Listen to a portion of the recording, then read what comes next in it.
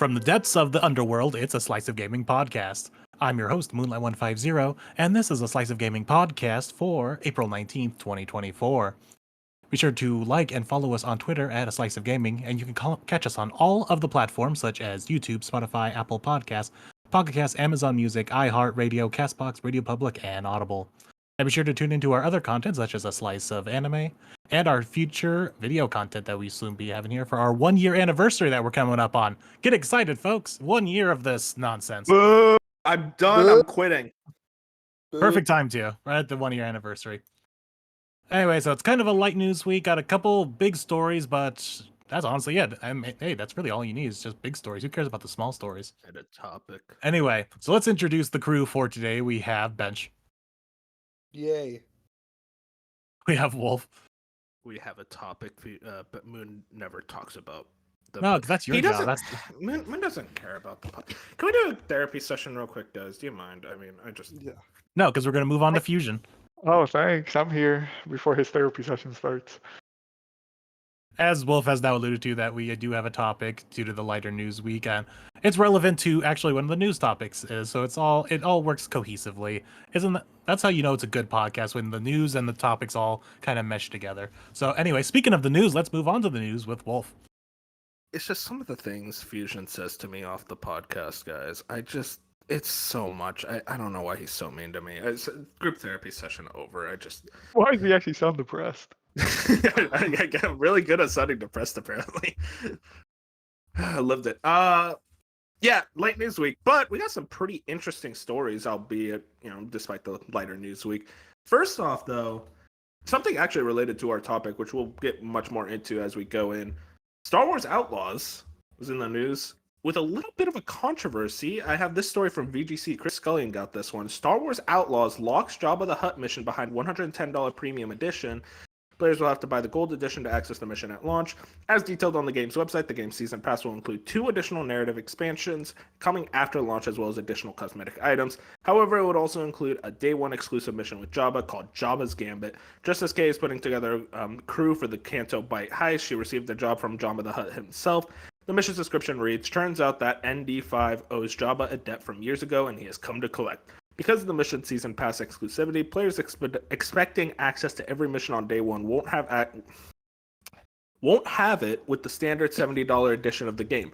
Instead, they'll have to buy the $109 gold edition or the $129 ultimate edition, both of which include the season pass, in order to gain access to Jabba's Gambit mission.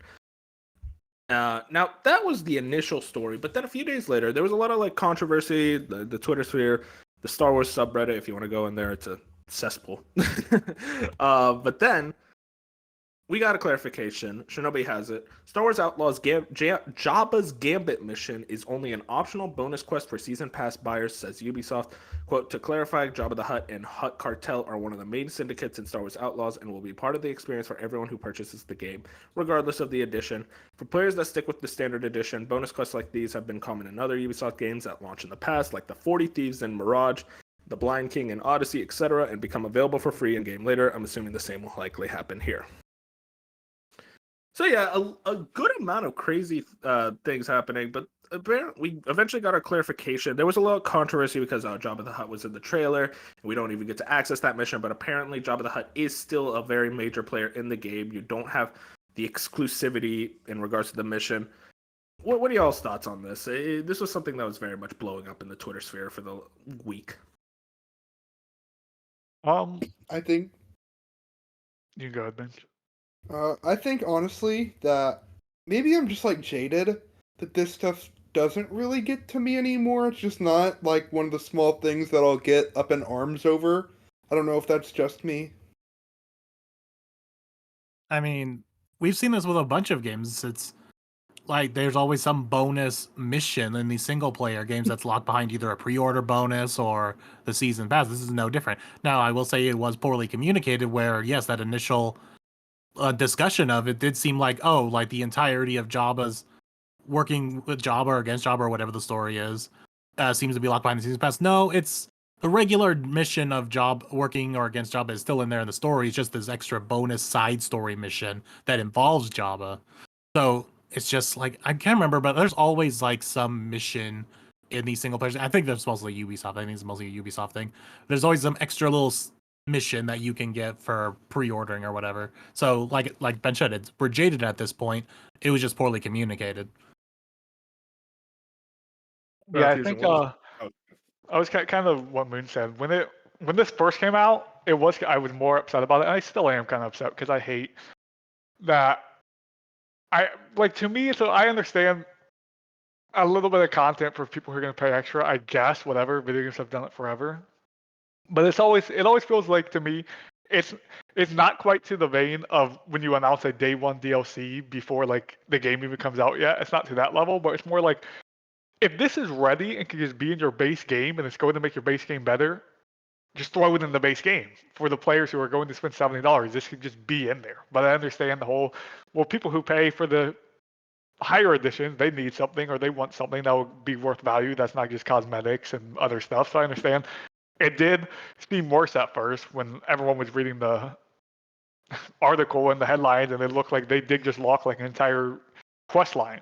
Now it just seems like almost a lose-lose situation for Ubisoft because then they kind of came out and they're like, no, it's just like this one useless mission. Is basically what they're saying. They're like, instead of it being a big deal, now it's like more like, oh, you can pay $110 and get this one useless mission. Like that's so it's like you're not going to miss out much if you don't have this mission. But if you're a super fan of Star Wars and this is something you want for the extra money, I guess you could do it. But yeah, it was way worse at the beginning of the week. It got better as the week went on and we got more info. I still don't like locking anything behind higher tiers of your video game. I do think this is something they feel that they need to have immediate value if someone purchases a season pass, they feel. Because maybe just like getting that content eventually just isn't cutting it for major sales anymore. You get something day one or whenever you buy it, and then you get whenever the DLC drops as well. Yeah, I'm very much kind of like a mix of Fusion and Moon, where it's like I'm not a big fan of locking content day one either. There's actually a very common practice in the PS3 era where there was they would lock the content, but they would put it on the disc, and you had to buy the DLC. But like it was in the game, you just couldn't access it. Not really a thing anymore because like you just download it now. But still, it was still like this is still a very common practice to lock content that even though it's day one. But I'm also on the side of Moon where I have kind of became jaded to this. It's just so common with Ubisoft games. I don't play Ubisoft games that often, so like it hasn't affected me royally yet. But it is just a weird frustration of like, yeah, I guess that's just how Ubisoft rolls, especially with their season passes. I'm glad it's not like Jabba the Hutt. I only get to see my boy Jabba if I buy this mission, but still, it's a little frustrating. But I'm also very much on the side of, Moon in the regards to, yes, this was really badly communicated. Like they could have very specifically stated, like Jabba the Hutt is like in the game very mainly, but you get this extra mission with him with the season pass. But for some reason they were like, no one will overreact. They forget they're marketing to Star Wars fans. All they do is overreact.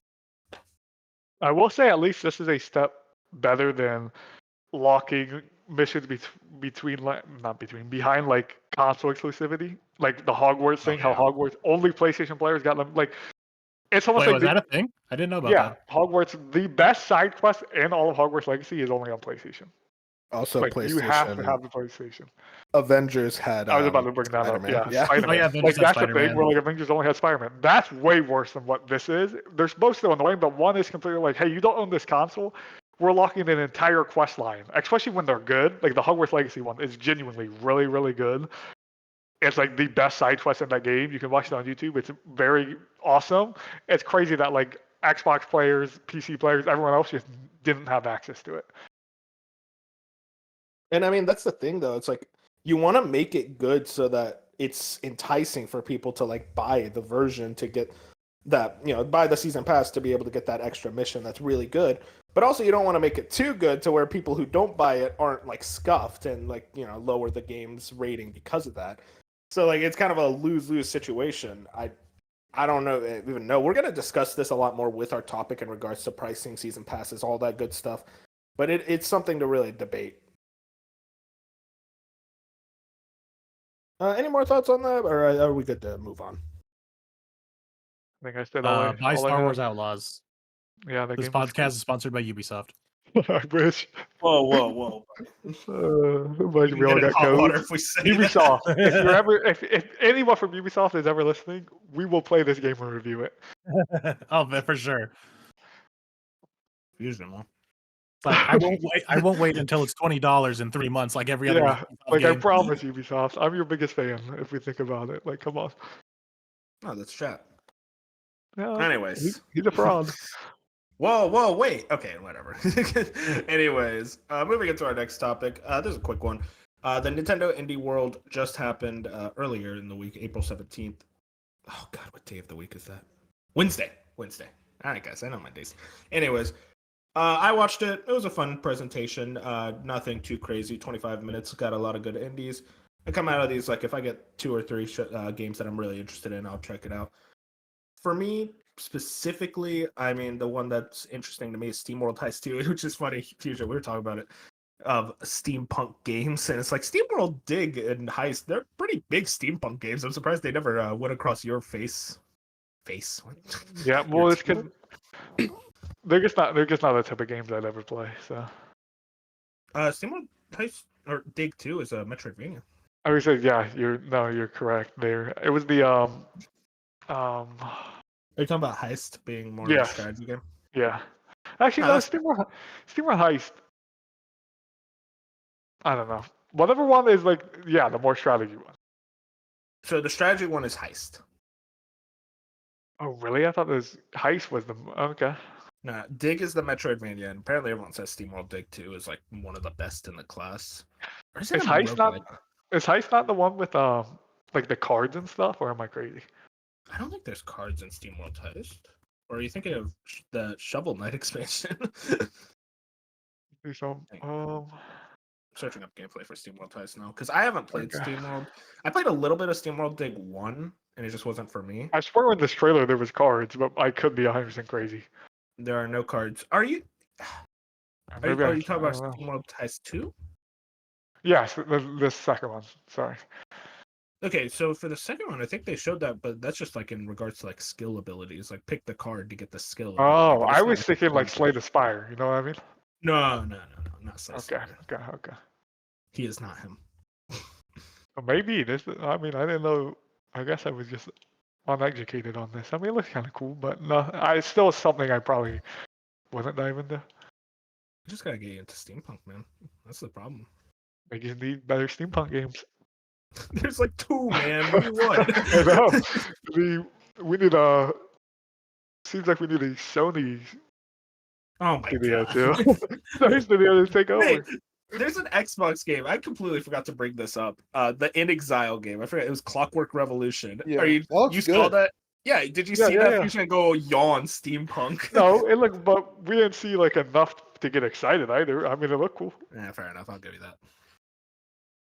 Moving on. The TMNT roguelike. Apparently, the TMNT Splintered Fate. Apparently, this was a game on Apple Arcade. It's finally coming to consoles, so that's exciting for me because I refuse to use Apple Arcade because I don't have an Apple phone.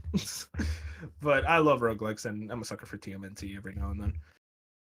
And then, okay, this is a weird one. Yars Rising. So this is a new game in the Yars Revenge series, aka it was an Atari game from the 70s, and they're like, oh, we're making a new game based off Yars, I guess. And this is Way Forward, and load above. Let me tell you about Way Forward. One of my favorite developers, and they are currently going through, I think, a stunt. Yeah, because this looked not good. I don't know what their obsession with these 3D models are. I want you guys to search up Shantae Half Genie Hero. That game has some of the best 2D art of any game. I love the art in that game so much. And then the same developer is like, let's do 3D models. This happened with the Contra game that they made as well, which apparently was like decent, but like it looks god awful. And it's like, why are you guys doing 3D models? They look terrible. One of my favorite indie devs just going through something right now. I don't know what's going on. It's a They haven't put out a Metroidvania. decent in a while. Well, that's the thing, because they keep doing these 3D models. It feels Not like they're even like bad. It's like just the gameplay just never looks that good, or just the game overall just never looks that enticing. frustrating. I just say like my boys way forward. The recent Shantae game, I think it was Seven Sirens. I haven't checked that out yet. Apparently that one's pretty good. That was also an Apple Arcade game. Yeah, that's it. Yeah, and it's like I want to root for way forward, but like if they keep putting out like mediocre games, it's just kind of it feels like pay the bills games where it's like, yeah, we just did this so that we could pay the bills. Which it definitely feels like, because they had that era a while ago before the Shantae takeoff where they literally just did a bunch of low budget licensed games just to keep the lights on. Yeah, frustrating. Another game I'm actually really excited though for is Anton Blast. This is the game that kind of looks like Wario World, a little more like Pizza Tower if anything else. This game looks awesome. It has that incredible 2D art. You know, speaking of actual good 2D art, not whatever the fuck Way Forward's doing now. I'm a sucker for just like this style of game, this 2D platformer looking aesthetic. I will say the November release date is like, man, that is far. Most likely going to get delayed because indie games with a release date that far away usually get delayed from my experience. But other than that, it looks like a fun time. And then from there was a couple more things. Okay, you're gonna have to work with me with this title. BZZZT. Bzzzt. Terrible title. Game looks incredible. Some of the best pixel art I've seen in a while. Super into the aesthetic, super into the gameplay. Apparently it's already out on Steam, but I have not seen this at all. I'm very excited to check that one out. Yeah, I looked into it after the showcase, and it looks really neat, but the thing is, it's like a 4-hour game. Oh, yeah. I've been hearing some people talk about that. Also, Animal Well. This is the game that Video Game Donkey is publishing, surprisingly enough. I'm a big fan of his YouTube channel. And it looks like a pretty fun Metroid. Apparently, it's a Metroidvania without combat, which actually sounds pretty interesting. So I'm excited to see more of that game. And it's actually coming out literally next month, right? I forget. Yeah, in 2 weeks. Next month's on Game Pass. That's it. And then lastly, another Crab's Treasure. We just got a quick look at it. And again, I'm very, very excited for that game. And if you see the devs on Twitter, they are hilarious. So yeah, very excited for that one. I don't know if I'm going to check it out day one. I probably will. I'm a sucker for the Souls likes. But yeah, I thought it was a fun indie world. You know, just like a quick presentation that they talked about the day before. But I got to be honest. I'm going to say something. And Fusion, don't take any offense to it, okay? Silksong fans, shut the fuck up. Please, for the love of God. The game will come out. Just wait. I am tired of every indie presentation. Every presentation is like, Silksong here, Silksong here. It's gonna come out. It will come out eventually. Play it when it's out. It is just immediately annoying with every presentation. I'm like, wow, this is a good presentation. I was like, no Silksong. It's disappointing. It's like, dude, it's gonna happen eventually. I don't know why we gotta like be I'm excited for it. I'll check it out for sure, but we gotta calm down with like expecting every show to have this thing. It will come out when it's ready. I agree, and I'll be honest. Even if Silksong was on at this show, it would have brought it from like an F to a D, if we're being real. Oh my God, Fusion, why are you? No, I'm not a hater. There is no way anyone ever in their life woke up happy at 9 a.m. and watched this and was like, "This was good." Okay, don't think of it. I watched it after it was done. Yeah, you can skim through all of how bad. Like I'm sorry. There's no way you can tell me this was a good showcase. I thought it was great. It's just indie games, Fusion. No, this is like, no, this is nah. No, whatever. Wolf, do you know? Agree to disagree.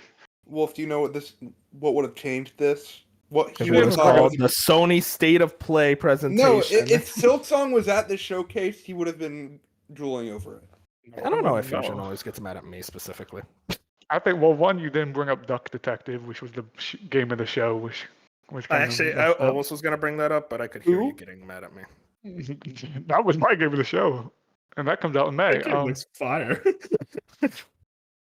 What else was I going to say? Yeah, I just felt like, I mean, it's not even the Nintendo hate. Me and Moon were talking about this. There just hasn't been a good Nintendo press conference in like, it feels like years. Like it's been dry over there. I don't know what you're talking about. There's been more than enough directs that when was the you're last not one? a Nintendo fan. When was the you last don't one get excited for Nintendo games because you're not a fan. But none of these were only Nintendo games. But like, we're talking these indie aren't showcase. Nintendo games. This is an indie presentation. I don't know what you're expecting out of it. Can you name one game from the last? Minutes of your fucking time. Can you name one game from the last the last Nintendo showcase a month ago? What? That wasn't a month ago. It was in September. There was Paper Mario. No, there was Mario. there was some type of Nintendo thing a month ago. That was a partnership. Oh, the mini. Can you name me that was single a thing in short. that? That was just a mini. We're not expecting much. That's a Those partner are what I'm showcase. talking about. I'm not talking about the big Nintendo blowouts where they bring up Paper Mario. I'm talking about all these other Nintendo shows. My only problem They're with these minis. shows, They set the expectations. I don't know what you and my expect only out of problem it. with these shows is State of Plays. It gets so much flack every single time a State of Play comes up. No one ever bats an eye at the Nintendo shows. They're just like, oh, it's Nintendo doing what What they are you do. talking about? Everyone was hating on the partner showcase. They should, but you guys are like, these are good shows, and they're just not. No, what The are you direct- talking? I don't know what you're talking about. direct We give are the same comparable. level of hate to State of Plays, partner showcases, Xbox third party, all that shit. It's the same level of hate. I don't know what you expect. I feel like The you're just partners- blinded by your hate of Nintendo. Yeah, the showcase PlayStation State of Plays are the equivalent to directs. The State of Plays were made to like the direct format. That's why we compare those two. We don't compare State of Plays with these partner showcases and indie directs because that's just not what they're not comparable. The Triple I initiative was better. Showcase. We're not. I don't know what you're expecting out of these showcases. That's what I'm surprised about. It is an indie presentation that's 20 minutes that they announced the day before it came out. You shouldn't be They coming do in that with with every crazy Nintendo show. expectations. Why are we acting like that's Nintendo shows? No. With directs, that's 2 days before, and they Oh, big. specific 48 hours. because they are major things. 48 hours. You got me. Just move Yeah, on. and It then doesn't make sense. Sony announces a because State I'm of Play saying- before, and everyone it disappoints. So maybe You can't sit here and say, "Oh man, the company that I don't like their presentations." Yeah, because you don't like the company. I'm not gonna sit here and gas up like fucking Embracer Group presentations. Moving on. 2K is gearing up for a Mafia announcement. It's claimed 2K is reportedly reporting to make a Mafia announcement. This comes from Tom Ivan, VGC user Kurakasis, who has been proven to be a reliable source of the leak. This year alone, they revealed the titles Marvel 1943, Rise of Hydra, Marvel's Rivals, Metro Awakening, and The Great Circle prior to the official announcement. They also accurately predicted that Take-Two studio Ghost Story Games was planning a Judas reveal several weeks before a new trailer for the game was revealed. Quote, I can tell you that a few days ago, Take-Two began preparations for an announcement regarding the Mafia series, they said on Tuesday. Alongside Rockstar and Private Division, 2K is a publishing label of Take-Two, which said on Tuesday that it plans to lay off 5% of its workforce. We'll go into that later. 2K Studio Hangar 13 confirmed in August 2022 that a new Mafia game is in development. What do you guys think of this?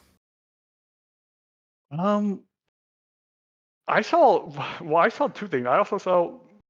Did you share that tweet, or someone shared the tweet about like they were talking about they don't know what the Mafia like game is, but so I've seen like people say it's a new Mafia game, and then other people be like it could be just like something else in the Mafia universe. So I'm just confused on Mafia what Mafia 2 is remake, coming. apparently. Yeah, like something like that. So I have no idea what's coming from Mafia. I mean, it would be. I just hope I hope the route they go is like a reboot type thing for Mafia. I don't want like. I mean, I guess Mafia. None of the Mafias like are the same character, so I guess it doesn't matter if Mafia 4 drops. You wouldn't need to play 3. But when did 3 come out in 2015? Does anyone know when 3 Something came like out? that. It's been a Yeah, while. 2016. Yeah, so it's been 8 years since the last Mafia game. Other than obviously they remade 1 and then 2 got the remaster, which I guess 2 could use a remake over that remaster that they put out. That just like was a waste of time. But I mean, yeah, I think wasn't that 2 remaster like really bad? I forget exactly. Yes, really bad, like really bad. Like the what people are like, 1 remake is really good, and then 2 remasters like are very bad. Like bugs, like it's worse than the original game somehow. Like I have no idea how they put that out and was like, this is a good idea. Like graphical hitches, like crashing, or is it like genuinely? Yeah, like it was. I mean, there was stuff like that where there was genuine just like bugs and stuff, but there was some weird thing around launch that you guys might remember. I used to remember Michael Huber a lot was just like how like they folded with. I think before 1 remake came out, people were like thinking that 2 remake was gonna get that same treatment. Like, oh, this almost looks like a ground up, like they've revamped everything. And then 2 was like, no, we're just like remastering it. Like we're just upping the quality of the graphics, which if you go and look like on a comparison video on YouTube, it does not look different. Like it just looks like they reskinned it and was like, we'll put it out there for money. Like it looks like it's the most lazy port just ever, almost like those Rockstar ports a few years ago from the first like 3 GTA games or whatever. Like last year. I think those things were like last year. Oh, the was year that before. last year? I thought they were 2021 or Wait, something. But wait, what was No, last year? I forget. What were we The, just- No, the definitive edition of the GTA 1 no, through 3. no, that was 2021. yeah. okay, that's what I thought. I thought it was a few, like at least 2 Hold years on. old, 3 That- years old. He doesn't believe me. He never believes me. Doesn't feel that Group old. therapy session. It Wow, does. 2021. What the fuck? It's only. It does feel that No, old. it's recently because, they were like, put on. Yeah, I was Netflix. gonna say recently they've been like they're actually in like a decent spot now. But when they first came out, they were were so disasters. bad that everyone forgets they came out that long ago. Time is also an illusion, so I don't think the Mafia It 2 was the- remaster was that bad, but it was something equivalent to like this just shouldn't have happened. Like you should have remade it or. But yeah, I think the Mafia franchise is one that like I've beat and played 1 remake. I've played a little bit of 3 through game sharing with a buddy a few years ago when I was in high school, but like I never got far enough to enjoy it. And I think 3 is the one people dislike the most. So it would be interesting to see them like try to reboot. recapture people. Yeah, like reboot or like do something where like because Mafia has always felt like the younger brother of GTA that no one cared about. And it would be interesting if they could they should have like done something between the dark years of no GTA 6. But now if they're gonna come out with like a new Mafia in this next year or something, it's like you're gonna put out another Mafia game with a I don't know. It would just be interesting. I mean, Mafia 3 was done after GTA 5, so. Yeah, But like, I guess people that were was still like pl- around the yeah. era. People were still super into GTA Online and stuff. Like I feel like GTA, like obviously people still play GTA every day, but like since GTA 6 got revealed, I feel like less and less people are talking about GTA 5 or like in the know for GTA 5.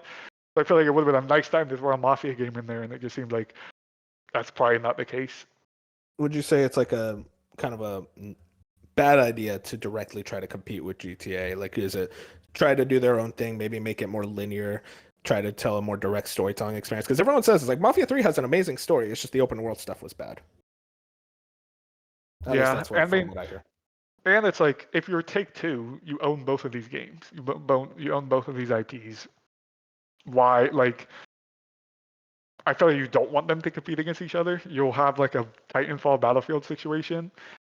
Like I would get Mafia as far away from the GTA comparisons as you possibly could, but it's like how do you also do that without completely rebooting like the franchise? Because the franchise is very much like GTA style. Like everything is so close to how you would do a GTA. It'll be interesting to see. When do we think this bad boy is going to get revealed? Are we going to get a release date reveal anytime soon, or is this going to be a while? I Hard could to see say Summer Game because they never Fest. Yeah, like Summer Game Fest seems kind of like an idea for it. Or do we think Tom Henderson's going to leak the date? Yes. Yeah. What a guy. Totally. Especially Mafia, because he'll do so. Mafia is the exact type of game Tom Henderson would have all the no on for some reason. We also know people at Take-Two like to talk. Oh, yeah. I mean, speaking of Take-Two, our next story here. Grand Theft Auto publisher Take-Two Interactive is laying off 5% of its workforce and rationalizing its pipeline, the latest skin-crawling corporate euphemism for people losing their jobs. This comes from PC Gamer. Wait, I broke the tab. Hang on, give me 1 second. Okay, Andy Chalk at PC Gamer. We're good. Grand Theft Auto publisher Take-Two Interactive said today that has approved a cost reduction program to identify efficiencies across its business and enhance the company's margin profile. That is the craziest way I've ever seen we're laying people off. And what that means in practical terms is that it's canceling several games currently in development and laying off roughly 5% of its workforce. Wherever the layoffs come from, an SEC filing saying Take-Two is rationalizing its pipeline and streamlining its organizational structure. Among the charges it will take in connection to the cuts are $15 to $25 million related to office space reductions, suggesting that some Take-Two offices will be closed as part of the cuts. So this is kind of like expected, sadly, because obviously we've been seeing layoffs across the industry, and it seemed Take-Two, like it was like quieting down, and we were all talking about it. It's like Take-Two is the last of the big Western publishers not to do layoffs, And now they've done it, which obviously sucks. I still think that is the wildest way to say you're laying people off. But other than that, I mean, sucks. Even like the company that makes Grand Theft Auto and NBA 2K, which both are always in the top 10 by the end of the year, even they're laying people off. Which, I mean, what are you going to do? We know. I mean, I hear NBA 2K24 has been good, though, and we have a correspondent here on tonight. Bench, we're talking about layoffs? I haven't played that game.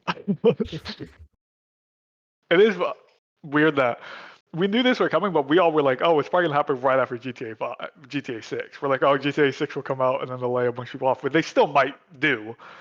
But And we also know some people aren't happy with Take-Two leadership right now, especially like with GTA 6's development. How they're being forced to. Yeah, they're being forced to. I mean, have we gotten an update on that? Is that like 100% happening? yeah, Oh, yeah, they off said it. this past week. I'm pretty sure. Okay. Mhm. But yeah, so I wonder. Makes you think if they got rid of the people who were strongly objecting that. I could see it. I mean, I said it when they announced they were going to go work from home. I said either people will get cut or people will quit. Like it's just going that you don't get to work remote for that long and then be forced to go back. And some percentage of those employees were going to leave or be cut. Like it's just how it works. Unfortunate. I'm hoping those people can get jobs in the industry and get back on their feet because layoffs always suck. I do think this was the last of the Western publishers, as we said, to get their layoffs. Are we going to see more layoffs by the end of the year? Like, or are we hopefully out of like the big muck of layoffs? Like, we should just stop asking that question because every time we ask it, more layoffs happen. It's our fault. We're jinxing it. We're the problem. I think we're past it's becoming a big news every week. Like maybe every once a month or once every few months we could get these little things like a company cuts a few people, but I think we are past like where every single week we came here and we're like that's another 1,000, that's a 500, that's 700. I think we're past that point. Hopefully. I hope so. Yeah. Let's not jinx it again. Yeah.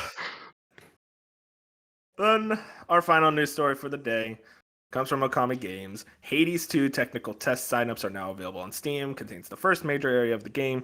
Early game character systems and content. Closed signups with limited number of slots. Tech test will begin soon. Early access is, quote, close. Now, Fusion watched there was a developer thing, live stream where they played the game. Fusion watched it. Moon watched it. I just saw the pictures of Aphrodite on Twitter. That's about it. So I'm gonna need some rundown. How we feeling about Hades 2? Well, Supergiant, you should send me the early access code. I'll technical test it If for you get it before me, No, I will be irate. That'd be insane if Bench got I it. will be so irate. He doesn't even have a platform to play it on, but he'll just do it. I signed up. You could sign up.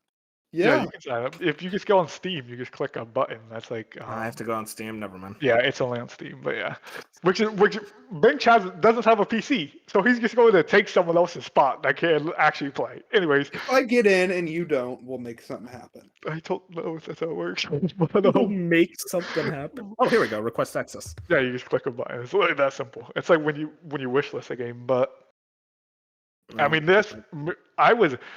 I knew I was going to be in from day one. I was surprised how much Moon was into it, so I want him to talk in a moment. But watching this Hades 2 tech demo made me made me fall in more love with the first game, and I'm just like, it's very rare where I watch a game like this that's like this pre-alpha, like this pre-early access, where I'm like, dude, I'm looking at what could be genuinely my favorite game of all time. And it's very rare for me to say that, but that's how much I love Hades, and that's how much better I thought this genuinely looked from just everything across the board. Can you tell me why you love Hades? Sell it to me. You're gonna make me play it, so. Yeah, I thought you had played it, and you were like, it's boring, and close it after 30 minutes. You don't like roguelikes. We don't want you to play I mean, yeah, if you don't like roguelikes, Hades won't be the one that's going to get you into it. I mean, I think if there's because I hear Hades, well, and from the little I played, there was some lore. Dude, that's what I'm about to tell you. Whenever you end the run, there's still story that's going on, which is something that kind of, I don't know. Maybe it's genuinely. I know you're a big fan of story, Bench. A huge fan of story. And I think it's genuinely one of my favorite video game stories of all time. Like the way they tell the story, especially if you go the extra length, if you're going to do the extra runs, you're going to get like actual payoffs. If you just do one run, you're getting like a good enough story. But like if you're actually going through and doing all the extra runs you can do, the more runs, successful runs you do, you continue to get more story beats. And it's just a way that every god interacts with you as Zagreus and Hades. Where like for one, the combat is actually peak. Like it's one of my favorite combats of all time. But it's more. But the story side is like every god you're talking to, like if you fail a run, that god will not have a new bit of information for you to be like. That would just like it just feels so natural, and the voice acting is phenomenal. Like the voice acting is so good. Supergiant doesn't get enough credit from like how good just the voice acting is in those games, and all the gods are so voiced well. And it's just like when you have a successful run, then you're talking to another god that's going to give you more lore and more info on the story, and it's just everything unfolds one by one. So you never feel in Hades compared to other roguelites, you never feel like anything's wasted. For me, I just played through Dead Cells, and there were certain times where like if I died without a lot of cells, or like if I died before I could cash in my cells, I felt like that run was kind of a waste. Like I didn't get lore from it. I didn't get certain things from Dead Cells. Where like Hades, no matter what you do in a run, even if you died within the first 5 minutes, something is going to change on that game that makes you feel like, wow, this is rewarding. It's the most one of the most rewarding games I've ever played. Because that's my thing, like, whenever I die in a roguelike, I just get frustrated, because I feel like I've gained nothing but lost everything and wasted time. No, Hades, no matter what, you will gain something. Like, there is, like, it's a very hardcore, hard game. Like, some of the bosses are extremely hard, and you're going to die a lot, but no matter what, like, for a 5-minute run or a hour run, you're getting rewards no matter what in that game. Like, How long is something is Hades? rewarding. I logged, like, 40-something hours, but I also did 20-something successful Like runs. 20 hours. Yeah, So like, yeah, if you 20, 30. if you wanted to do, it depends. If you're going to, if you're the type of player, which is fine. If you want one successful Hades run, maybe 15 hours around there. Like because the game is pretty difficult, and it's gonna take a while for you to like fully click and make your build and everything. Like get a build you want to work with. If you're someone who wants to go the extra mile, like I did, because I like the game so much and I wanted to see like quote unquote the true endings and all of that, it's probably around the 40-hour mark or longer, depending on how many times you're actually dying. And then you could go, obviously it's a roguelike, it could go forever. I know multiple friends who have hundreds of hours in Hades because it's that simple to just keep replaying it. Did you play it on Switch? No, I played it on PlayStation. Yeah. Whenever it goes on sale. Wait. I thought it came out. Did you not play day one, Fusion? No, I didn't, because day one was only on PC. It was PC and Switch. Well, PC and Switch probably, I think. But yeah, no, I didn't have a Switch at the time when Hades came out. Interesting. Yeah, I'll play it when it goes on sale. You didn't have to slander Dead Cells in that, by the way. No, I love Dead Cells, but like Dead Cells is like one of the. There was multiple times Dead Cells where, like, granted, I beat that game way faster than I thought, but so there wasn't a lot of that. But if you died in Dead Cells, you would, if you didn't have the cells, or there's not like little bits of lore. Dead Cells has a very brief like environmental story, but there's nothing there where you're like in Hades. You're genuinely, the entire point of your runs is story based. It's a narrative ran thing in Hades where like no matter what, all your runs are because you want to figure out what's happening in this story with Zagreus. And Dead Cells, you're just killing bosses and looking cool, and like it's awesome. That's what it's all about. Okay. But you're not getting certain rewards. Like if I died early on, and if I died 25 minutes into a run, and I had cells on me that I never cashed in, I genuinely got nothing of value in that run. Like it was just like, well, it's just my run ended, and now I have to go all the way back to the beginning. Like there was nothing where if I died 25 minutes of Hades, I'm like, well, I talked to this god, this god, this god. They gave me more lore tidbits. I now know this part of the story is happening. I'm also getting the one thing Dead Cells I thought was weird, which is nothing in Dead Cells. There's not a lot of permanent upgrades in Dead Cells compared to Hades. There's a lot of things where it's like, no matter what, every run you're at least building towards something that's very permanent. Where in Dead Cells, if you don't have those cells on you, nothing is permanent in that game. Like you're just not. So like for Hades. Sorry, good. For Hades, you always have at least something of value that is going to be permanent and always getting upgraded, even if it's a 5-minute run where you died immediately in the second room or whatever. Yeah, because Dead Cells is very much a hardcore like rogue-like, and I would equate Hades much more to a rogue-lite, which I'm not trying to I say like, would agree. that's Yeah. bad because of that, but like that's very much just like by definition, because Dead Cells is like, hey, that you are purely on random side, like you got to work together with this. Whereas like Hades is, we're gonna help you out. You're gonna get your permanent upgrade so that eventually you will be able to like take it down. Even if you're bad at the game, you will eventually, if you put the time in, figure it out. Yeah. Very And the interesting. music bench. Hades is a top 5 soundtrack for me. Like the music. You're a music guy, you will appreciate the Hades music. I mean, you also watched the Hades 2 technical test live stream. You were Fusion wanted to give it to you, but he just decided to start talking Hades. I respect Because it. he I pretty respect much Brinks told me said to sell him. everything. But yeah, it's like everything seemed great, and he covered pretty much on all. Like I don't really need to say much else. Sell me on it, I man. took all your thunder. Yeah, Sorry. that's pretty much it. Melanoe, Wood. That's all I have to say. Which one's Melanoe? You're gonna The, have main, to- the girl, The main Zagreus character of sister. Hades 2. Yeah. Oh, that's his Okay. sister. Okay. Yeah, that's yeah. Okay. I'm gonna be real with you guys. You thought that was Because his mom, his daughter? you were talking about how good the story was in Hades. There was a point where I was like, I do not care, and I started skipping the cutscenes. But I still love the game. I stopped. Yeah, the gameplay is like what's really it for me. Like I I mean, barely yeah, paid attention to the story. For anyone that cares about the gameplay, Hades, it's got to be top 5 funnest video games I've ever played, ever. Very fun, yes. I didn't know if that was going to hurt you emotionally, Fusion. I'm sorry. I mean, no, I mean, it's whatever. All right. I respect it. I love you. Sorry, continue. Moving in. Moving on. Real quick. So this Hades 2 technical test, that's coming out very soon, it seems. It's Like It's already out. out for some people. Yeah. Oh, it's already out? sent Okay. to codes. Yeah. They said they're gonna be sending out some more later on in the week. There's the technical test. I saw some controversy about it going early access because Hades 1 already went early access. It's like, oh, you're doing this again. Is it a W or an L for early access? Are you guys fine with it? Is it frustrating, or is it like it's fine, they did it once before and it worked out? If I mean, anything, it's it's a- better that they're doing it again because then they're always constantly working on it. I think it's a W. I think early access is always a W. I mean, it's a W, but Uh, also like I'm only gonna play 1.0, and Hades was in early access for like a year or two. So Which 1.0 that's is like not entirely gonna your be- choice. So it's great that Yeah. you at least Yeah. have the option. Like people have the option to there's the people like Fusion who need their addiction, so they're gonna get it early access day one. And then there's people like Bench who would be like, I'll just wait for 1.0. At least there's options. And 1.0 for a game like this helps so much from players giving feedback. Like you want for a type of game like this where you want to balance how weapons work and how the world's interacting with you and like bosses and everything, you want this. You want players to be able to go into your game.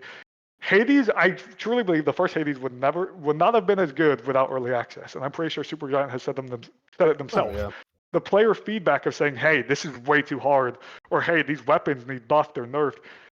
It's almost like transitioning into like, hey, they're not a multiplayer studio, but it's almost like when you're early accessing your game, it's the equivalent of being that Call of Duty studio who has to buff and nerf guns every week, or who has to balance the maps, or do it like you're taking direct player feedback and saying, hey, help us make this game better. The difference is, with usually in these single player games, they are genuinely taking your feedback. It's different when the big Call of Duties of the world are like, we want player feedback. Half the time they don't care, they throw it to the side. But when you're like Supergiant or Moon Studios or anyone else actually doing the early access, you're genuinely taking these player feedback because you want to make the best game you can make. So like early access, I understand why some people don't like it because they have to wait longer, or it could be the FOMO of I could jump in now, but then am I going to be there for 1.0? I have the same issues where I'm like, certain games for me, I will just rather wait for early access.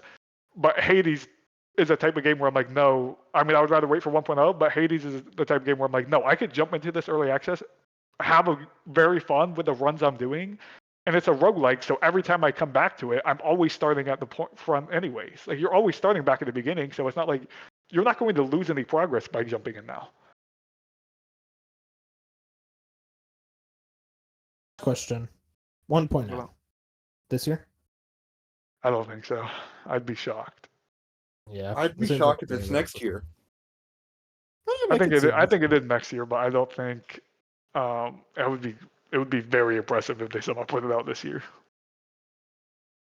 Man, Fusion, you're really like surprised when you said like this has the chance to be my favorite game of all Dude, time. I don't think Hades. I adore Hades. I just don't think I talk a lot about Hades because no one here has either played it a lot or no one else really brings up Hades. Like I don't think you understand how much I like super giant games. Like they're up there in my echelon of studios for me. I love Hades Fusion. I don't talk about it a lot, but like that is an amazing roguelike. I mean, you gotta think. Shout out Jeff Grubb. Sorry, I don't know why I forgot his name for so long. But in that pie, like they ranked the greatest games of all time, and I was genuinely trying to get them to throw Hades up there. Like I love Hades that much. I'm like, if someone told me Hades was the greatest game of all time, I'd be like, I believe you. You're correct. I couldn't tell you no. Yeah, it Also, doesn't do a lot wrong, so it's hard to I really just argue. checked that. Yeah, Hades was in early access for 2 years. The first one. I think this will be quicker, but maybe Minch is right and they don't even hit it next year. But I think apparently from what they've said, once early access hits, they already have a lot of content just for that first early access wave. Yeah, hope so. I'm excited. I will check it out. But what I won't be checking out is the reviews of the week because there aren't any. But There was Hooray. none, zero. nothing really that big at least. But I did want to just like bring up We'll look at next Open Critic week's. just to make sure. Yeah, you might want to make sure. Next week we are going to be getting a couple of reviews, a good amount, and I just like real quick predictions. It's another Crab's Treasure, that indie Souls-like that we went over earlier. I'm excited for it. Love a Souls-like. I think the developers are looking real exciting, but I can't say Souls-likes that aren't from Software usually don't review well, which is surprising. 75. Lies of Peace has high. Well, no, Liza P. No, that's the thing, man. Liza P was an 80. I'll take an 80. It was surprisingly like low, where it's like it was a good game. Yeah, the only thing of notice this week was Broken Rose, which released at a 64 and a 36% critics recommend. Sucks because I was kind of looking forward to that game. IGN gave it a 4. Jesus. Then Mostly Harold broken. Halibut, which was That's supposed to be that's the stop-motion adventure game. game. Yeah, I I want saw to play it just for the unique art style, but it doesn't seem like it's a really good game. that game frustrates me because it's like the art style is so good, and I was like, oh man, what's the gameplay like? It's like there is none. It's, like, it's, God it's an damn it. adventure game where you just kind of walk around and click on things. It's like, come on, guys, you're making a video game here. Come on, work with me. Oh, there was one review of the week also that we missed. Final Fantasy 16: The Rising Tide, 71. Well, that's 3 reviews. Yeah, I think it just got reviewed today. Like those are probably brand new. Good DLC. I hear it's better than Blood and Wine. No one has said that but you. Blood and Wine has a 92. Yeah, 92. It's actually. I can have an opinion. Also, I two mean, yeah, you different can, video but- games, by the way. Can we talk about that real I quick? know, but I'm only bringing it up because Bink told me 2 days ago. He's like, yeah, people are saying this DLC for Final Fantasy 16 is the equivalent of Blood and So Wine. I said- I'm like, who are people? What? Blood and Wine is a pair of 2 DLCs that it adds pretty much more of like the game's base content, just not a new quest line. It adds a new area, new mechanics, new story, all that stuff like the Rising Tide does. One just does it better than the other. You beat the Rising Tide in 4 hours. The other one is 30 I beat hours. the Rising Tide in like 7 hours.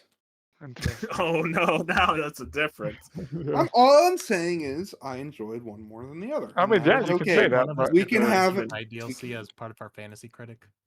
No, I I mean, don't is this think how it so. feels? I mean, is this how it feels to be on the sidelines during a debate? I should do this more Every often. single week. hey, you guys ran that debate that one time. Put his big breakaway. No, no. I was right, by the way. No, but like the other big game that's coming out next week, Stellar Blade.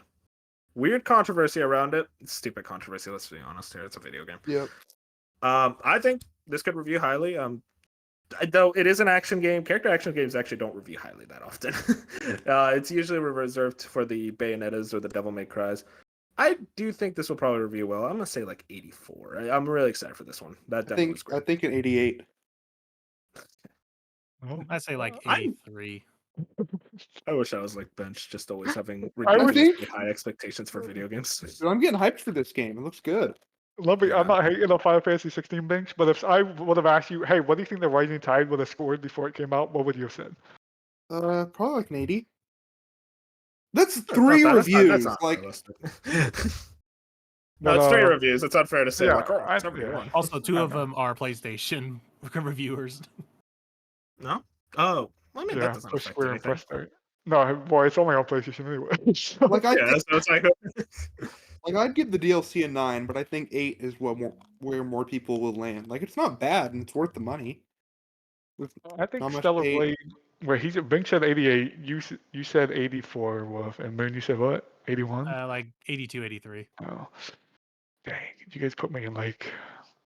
I mean, it's not a competition. You could say I the know same it's not thing. competition, but like, I did think it would be like an 84 range, probably somewhere around there. 88 has- would surprise me, but maybe also I've been leaning where I don't know. It depends if the weird controversy stuff is going to Yeah, influence I was about reviews. to ask, do we think that's gonna happen? I don't think so. I don't 'Cause, like, think so. maybe No. Rarely like reviewers are Outlaws involved on. in that. Like maybe like 1 or 2 review outlets, but like Yeah, I think usually the people in the game don't put that in the review. Like normally there's professionalism to kind of like put the game as the game is. I don't pay attention to Kotaku much anymore. I mean, Do look they at- review games? Yeah, Kotaku reviews games, but they don't put scores. Oh, okay. I was gonna say Kotaku's one that I could see, like them put like a low score or somewhere lower because, but I don't Like know. I think this think it's- game, like people like the action combat in the demo, people really like the music, and I think if it has a good story to hold it up, then you're just looking at a really solid package. And like it's not a super long game, it's like 25, 30 hours. That's Kind of long. open linear. I know. Not compared to the stuff we've had this year. Yeah, okay, I'm just saying 25 to 30 hours is still long. I mean, I think it's going to be a good game. I think it's gonna be a great game. Like the more I think I think about like an from a action personal- game right now. I get sorry, excited. I'll just continue. I was just saying the more Great podcast. Go ahead, Bench. Finish completely. okay, I was just gonna say the more I think about like having a fun character action game that's not like an open world, I get more excited. No, I'm excited. I think personally for this one, like this is gonna hit for me specifically because I love this genre, and just as the developers seem chill and hey, I mean, make a fun game. I'm down. I'll play it. But yeah, hopefully those are the only. Oh, and Sandland, the Akira Toriyama game. And Aiden. Oh yeah, that I saw some weird thing. Aiden had like a weird PS5 looked a lot worse. Than Well, the yeah, PC. I posted it, but yeah, apparently like it's not because it's like backers. Some backers have it from their Kickstarter, and I think like an early access thing is like Monday. But I think the main thing is just like it does the difference between PC and like the high end PS5 and is like very like noticeable to and it's like a game that shouldn't be that noticeable, which I think is weird. So like it's definitely a thing I'll wait and hopefully like patch it up or whatever. But I'm sure it's good. Yeah, But that's once also like it's- another 100-hour game. For Aiden, that's like more like a 79. I would predict. I hope it's good because recently I think the it's an creator 81. passed. Yeah, and it's not on the news topic, but they did confirm they're doing a sequel next. So they must be confident in what they're within his putting out. notes. Hope Yep. so. Hope it's good. And then Sandland, the last game that comes out that week. I'm interested in it. Apparently, people the demo was, but it was also just a bad demo, just in general. People who said they played the demo in SGF, specifically Greg Miller said that, and he's like, the SGF demo is awesome. I don't know what the PSN demo is weird, but apparently that's gonna come out next week. I'm intrigued by it, but I don't know if that's like that's a wait for a sale for me. Yeah, I agree. Wait for sale. I And mean, then probably it's some probably like open world stuff. Yeah, Viewers, so I for think it's sales, like- see what's the overall consensus. Also, shout out to friend of the show Beefhammer who picked up the Rising Tide DLC for his Fantasy Critic. oh no. For our fantasy critic? No, Oh, Oh, Game what? okay. Oh. Oh, because we don't allow DLC, right? No, we don't. no, because we Okay, didn't that's what want I thought. Erdtree to run over everything. Yeah, no, that's what I thought. I was like, how did he No, get a no. DLC? Hang We're on. talking about Oh. beef too much. That's true. That's true. I mean, Sandland 82, 81. That's kind of my I think it's feeling. 78. 78. Okay. Is that next week? Sorry. That's Yeah. next week. Okay. guess so. Dude, that one's hard. I feel like I'm gonna say a 74. 74. Interesting. Yeah. You're gonna desecrate his grave? No, I'm so sorry. sorry. That's insane. Oh, it's Cut from. that out, man. Cut that out, man. Keep it in, but I don't know the guy, so. God rest his soul. Moving Obviously, you don't think that. on. I do. Akira Toriyama Moving on, fan. moving on. Don't even. Moving on. Cut that out, man. Topic of the show. We got an interesting one. This is one we were discussing about it earlier, and I think now we're gonna like really go into the nitty gritty, and that's video game pricing, specifically state of it as a whole. Regards to season passes, microtransactions, just spending money on games. Our overall thoughts on it, what needs to change, what needs to stay the same, what needs to like regress, all that good stuff. We want to go like really knee deep into this topic. I'm just gonna ask right off the bat. How do we feel about the pricing model of games today? Specifically, like just straight up, do you think games are too expensive? What is the deal? Like how are your like overall thoughts on this topic? I mean, if you're looking at it from like most quality, I think you can make an argument that games are still cheap for what they are. It's still an expensive hobby compared to a lot of other things. And I still think that $70 price tag makes me that $10 increase. I don't know what it did, but I mean, I questioned day ones way more than I did before that. Like, I think it's affected how at least I purchase games and wait for sales. Yeah, it's fascinating because I remember when the $70 price tag that was a Sony thing, and it kind of like was later followed up by like 2K, all the other companies. And it's not like a standard. It's not like every game is 70 now, but it seems to be almost the standard next gen exclusive games. And it benches right to where like $10. I thought it wouldn't matter at all when the generation started, but like I'm also like very much more questionable jumping in on day one because of those extra $10. It's hard to explain. I think it's hard. You can go, Fusion. It's because for some reason our brains are like, because once you add in tax, it's like $74. So it's like you see that $74 compared to like 64, and you're like, man, something's not right. Like something just feels wrong. 100. You're getting too Yeah. close to 100. But I think real quick, I think Biggs kind of talks about how like because it depends how you come at it from a consumer or like a video game standpoint. Because I think from a dev standpoint and the industry standpoint, $70 is still too low. Like they genuinely are selling games at a loss still most of the time.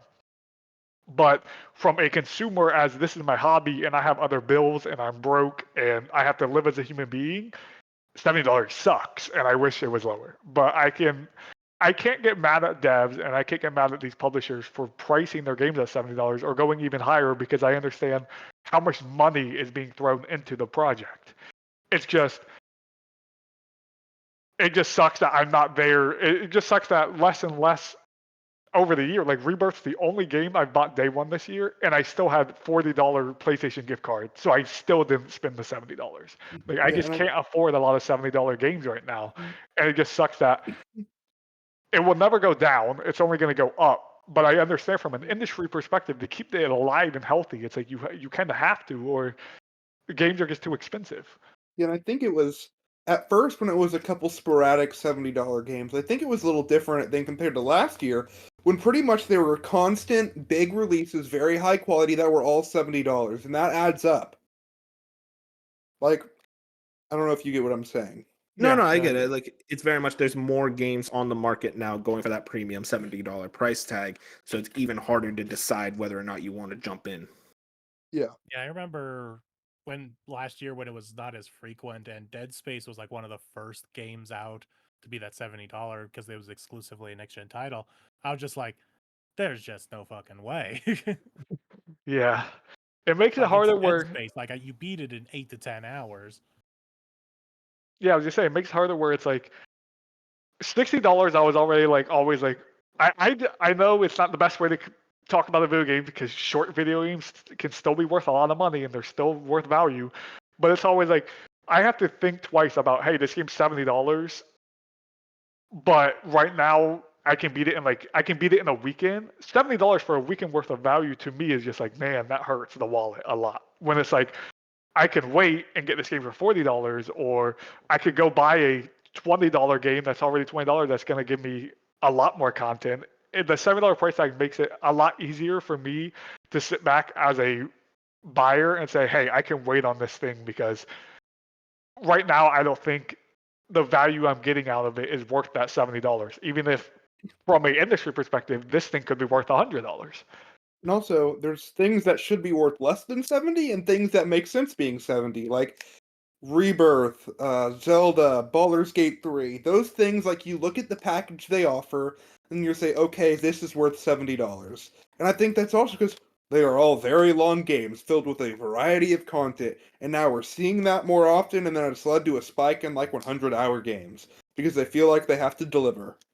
And that's they the won't- major problem. We always talk about like how much, oh man, stop making games so big, so long. It's like they kind of need the $70 price tag. They need to make that $70 look enticing. Like Hellblade 2 is $50, and we're like, oh man, $50 for a like 5 to 7 hour, that's rough. And like, we shouldn't be thinking like that, but that's just what our consumer mindset is when it comes to, let's be honest, something that I love video games. They're not a necessity, like a need, like food, water, or shelter. Video games have to be the most expensive hobby that a lot of young people are into, which makes it all the more challenging to sell people on day one.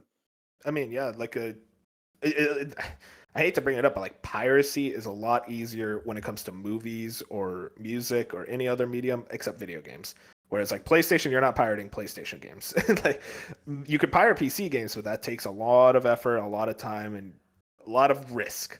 Whereas like pirating a movie, go to sorry, I shouldn't say what movie site, but still. He's about to give him a shout out.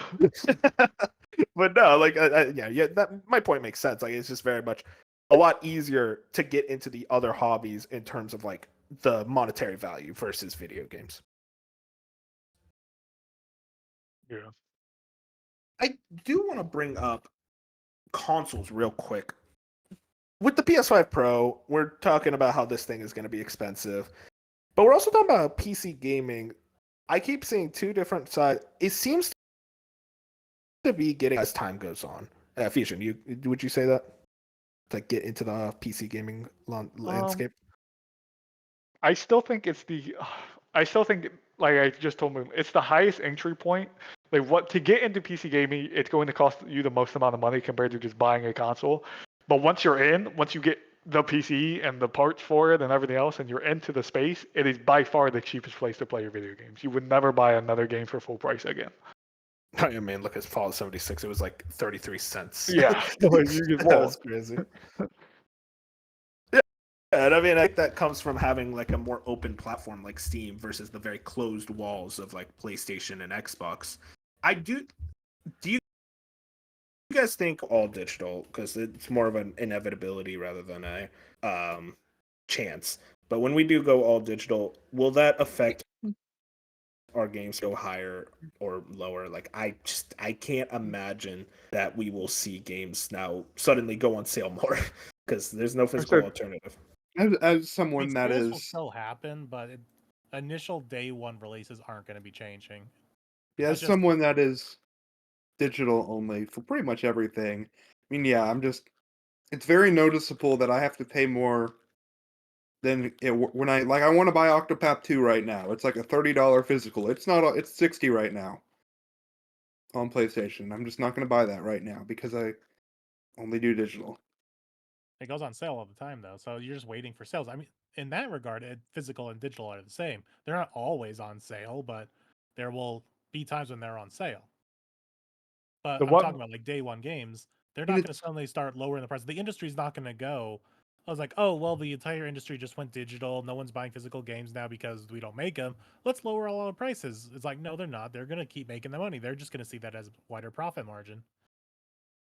I was gonna say that I've always said I think digital should be $10 cheaper because you don't have you have to pay for the production of the boxes and the warehouse and all that. So I always thought digital should have been cheaper from the get go, like $10, like physical 70, digital 60. I think that just made sense in my mind. But I do think, Binks, you have a point where like Moon said, you can just wait for a sale for Octopath Traveler 2. But that's the thing, you have to wait for PlayStation or whoever to make that sale to you. While Yeah. if you have a physical thing, you can go on Facebook Marketplace, you can go to a friend, you can get that game secondhand. You can't get a video game secondhand digital. Like it just doesn't work that way. And That's also, that's a giant difference. And I think it was Remedy that said Alan Wake 2 was 60 because they didn't have to do a physical. Isn't that Yeah, correct? it was Remedy. Yeah. Nice. Yeah, But but that's a one-off yeah, case. That's not going to happen for every I know, but game. That's yeah, a but I weird think case it's because that is a company taking advantage of their situation, saying, "Hey, we're our game. We're going all digital. We're going to entice you with the lower price point." But as soon as the whole industry is suddenly on the same level of all digital, they're not going to do stuff like that anymore. Yeah, I agree. I don't think even going all digital will ever get cheaper games. I think it would just continue to go up. But it would be a dream scenario. I think it would never happen because it hasn't happened in the past. I just think once digital became more of a thing, from the get-go, it should have been like $10 cheaper. But it never happened, so it never will. Like you'll never have the digital will never be cheaper than the physical component, which I always thought it should have. It's almost like when you buy a book, usually the Kindle version is cheaper than the hardcover. Like when you buy a book or when you get a movie, like a Blu-ray, like a lot of times your digital movie is cheaper than the case version of the movie. Video games has never been that way. It's always been 70 physical, 70 digital. So it's just how The only the video game difference industry has worked. is PC prices when they do go on sale drop a lot more than the console counterparts, at least And- digitally and sometimes even physically too. And that's the thing, though, is that PC, it makes sense that the all digital works on PC on Steam because Steam is an open platform. There's so many sites where you can buy Steam keys. There's GOG, there's competition. It makes more sense as an open platform to where they kind of need to do these sales to try to entice people to utilize their platform above all else. Whereas like PlayStation, you're only buying the digital games on competing with themselves. When they're not going to lower the prices now. It's like we need to beat ourselves. It is interesting when like Xbox and PlayStation get involved because there's two different kinds of sales. There's sales from the publisher, the distributor, or the developer, or technically I guess that's also the publisher. Because like right now, like I just noticed Harmony the Fall of Reverie went on sale on all platforms because Don't Nod the developer, or I guess their publisher, put the sale out. Whereas Xbox and PlayStation will have their own sales and mark down the prices themselves. Yeah. So that's why sometimes you see like a game on sale that's on PlayStation but not on sale on Xbox. yeah, it's like So it's a weird that example. sales are always different like that. Like I looked at PlayStation Hades on PlayStation. It's not on sale. It's on sale on the eShop right now. I checked right now. Yeah, 'cause so that's a the Nintendo way- choice. That's Nintendo Yeah. doing that instead of like Supermassive. Whereas Yeah. sometimes Supermassive will put out a sale and be like, on all platforms, Hades is on sale. So it always just depends on who's doing the sale. It's super There's giant. also, so from what I'm seeing, it's very much, at least the way Steam handles it. I can't find anything on PlayStation or Xbox. The way Steam handles it is they get to choose their own sales, but Steam will like send invites to developers like, hey, do you want to put your game on sale? It's like a JRPG sale or a Next Fest. Do you want to put your game on sale type deal? But it's all up to the publishers. I could bring up the dirty word. All right. Microtransactions. My I favorite. mean, listen, none of us like microtransactions, right? Unless benches love those things. I As an love. all digital person, I love microtransactions. So obviously we all hate microtransactions, but the thing is, are we going to start seeing them prop up more as we see game budgets increase? Are we going to see them on more single player games? Do we think certain developers that usually wouldn't put microtransactions, are they going to have to start doing it just to be able to make ends meet, to make their games make sense to release? Just throw in, because now we see with like Capcom always had these microtransactions, but it seems they really got into hot water with Dragon's Dogma 2. Is it just a, hey, deal with it type deal? Or are they going to continue doing this? Is this kind of just the way of the It's future? going to be around. It's always going to be a thing. And there'll always be like new variations that's either better or terrible. But I think the regular kind of microtransactions that we have now are probably going to be the standard. I don't think they're going away. They're not going to get better. Some will get worse. Some company will pull some weird bullshit, but that's about it. It's usually the microtransactions that people don't mind are the cosmetic ones. But the real problem, and especially I think this is in regards to gameplay affecting microtransactions. And there's also, like we say, there's better ways to do it, worse ways to do it.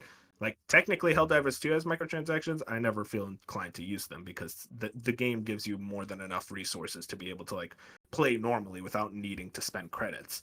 Whereas like a Overwatch 2, the microtransactions of that game are horrible because it feels like you constantly like you're not really getting any of the cosmetics on your own. You have to spend them, and they're exorbitant prices for those skins, like $10 to $20.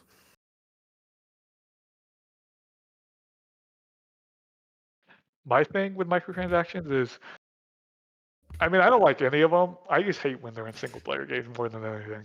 100%. Like when Call of Duty has loot boxes, whatever. Like, I don't care because I usually never bought them. Or well, back in the day, I dabbled a little bit, but Oh no, Fusion, you were one of those? You're mean, the like, reason. way back, I'm talking when Call of Duty had true loot boxes. So it's been Black they Ops 3. ended in like Black Ops 3 era when they had that. I mean, come on, man, you get those loot boxes were sick at the start. Oh my It was like god. Overwatch loot boxes. Don't tell me Overwatch OG loot No. boxes are awesome. No, but like Call of Duty had guns in the loot boxes. They Overwatch did just have had pay to skins. win. It was pay to win. They did have stuff like that. But yeah, so like that's whatever. Your multiplayer game has microtransactions, especially if you're. I think you can get away with it a lot if your game's free. If you have a free game and microtransactions the way you're profiting, by all means, whatever, be my guest. It's when like you have the Dragon Dogma situation where this is a $70 title, and now you're giving me this opportunity to buy like all these things for $4, $10, $8, $2. Like that gets a little annoying, but yeah, that's never leaving. Like unless the closest we'll ever get to getting rid of all that stuff is if like the video game gambling laws come down hard, like they have in other places like Australia and other countries, where like loot boxes and certain microtransactions are considered like this is a form of gambling to us. Yeah, Unless, loot boxes. yeah, just like gone. loot boxes. So unless it's something that gets to that level, I think microtransactions will always be here, and they're just going. They'll probably continue to get worse before like the industry, like the people pivot in the industry and say, hey, we could do this a better way. But I like, I don't think they're as big as a deal as some people put them out to be. I think certain scenarios can be with the Dragon Dogma stuff, and I still think Dragon Dogma was blown out of proportion. I still think it's not as bad as some of the headline made it. But if you're like Multiverses is going to come out again next month, they're going to have plenty of microtransactions and plenty of skins and stuff you can get in that game, but that game's free. That's a So free like, game, though. yeah, they say it's a free game, so who cares? Like whatever, let them do it. It's when your $70 single player games like throwing things. It's I guess it does kind of suck when big single player studios, one of their new headlines will be like, don't worry, no microtransactions. Like they use it as a selling point. Like Moon Every Studios time. just did it with No Rest for the Wicked. They're like, this game will have no microtransactions, and people celebrate it. But it's also like, we shouldn't have to celebrate it. Like this should just be the single player product. It's like we don't deal with this stuff. Yeah, I'm pretty much right there with you in everything you just said. Is there an alternative, or is it just microtransactions are the way of the future in regards to It's all the way these of the games? future because it's unmitigated profit. Yeah. It's just Yeah. straight profit for them. So that, And that's the never gonna work. alternative is the battle pass. That's the alternative. But it's just like, Yeah.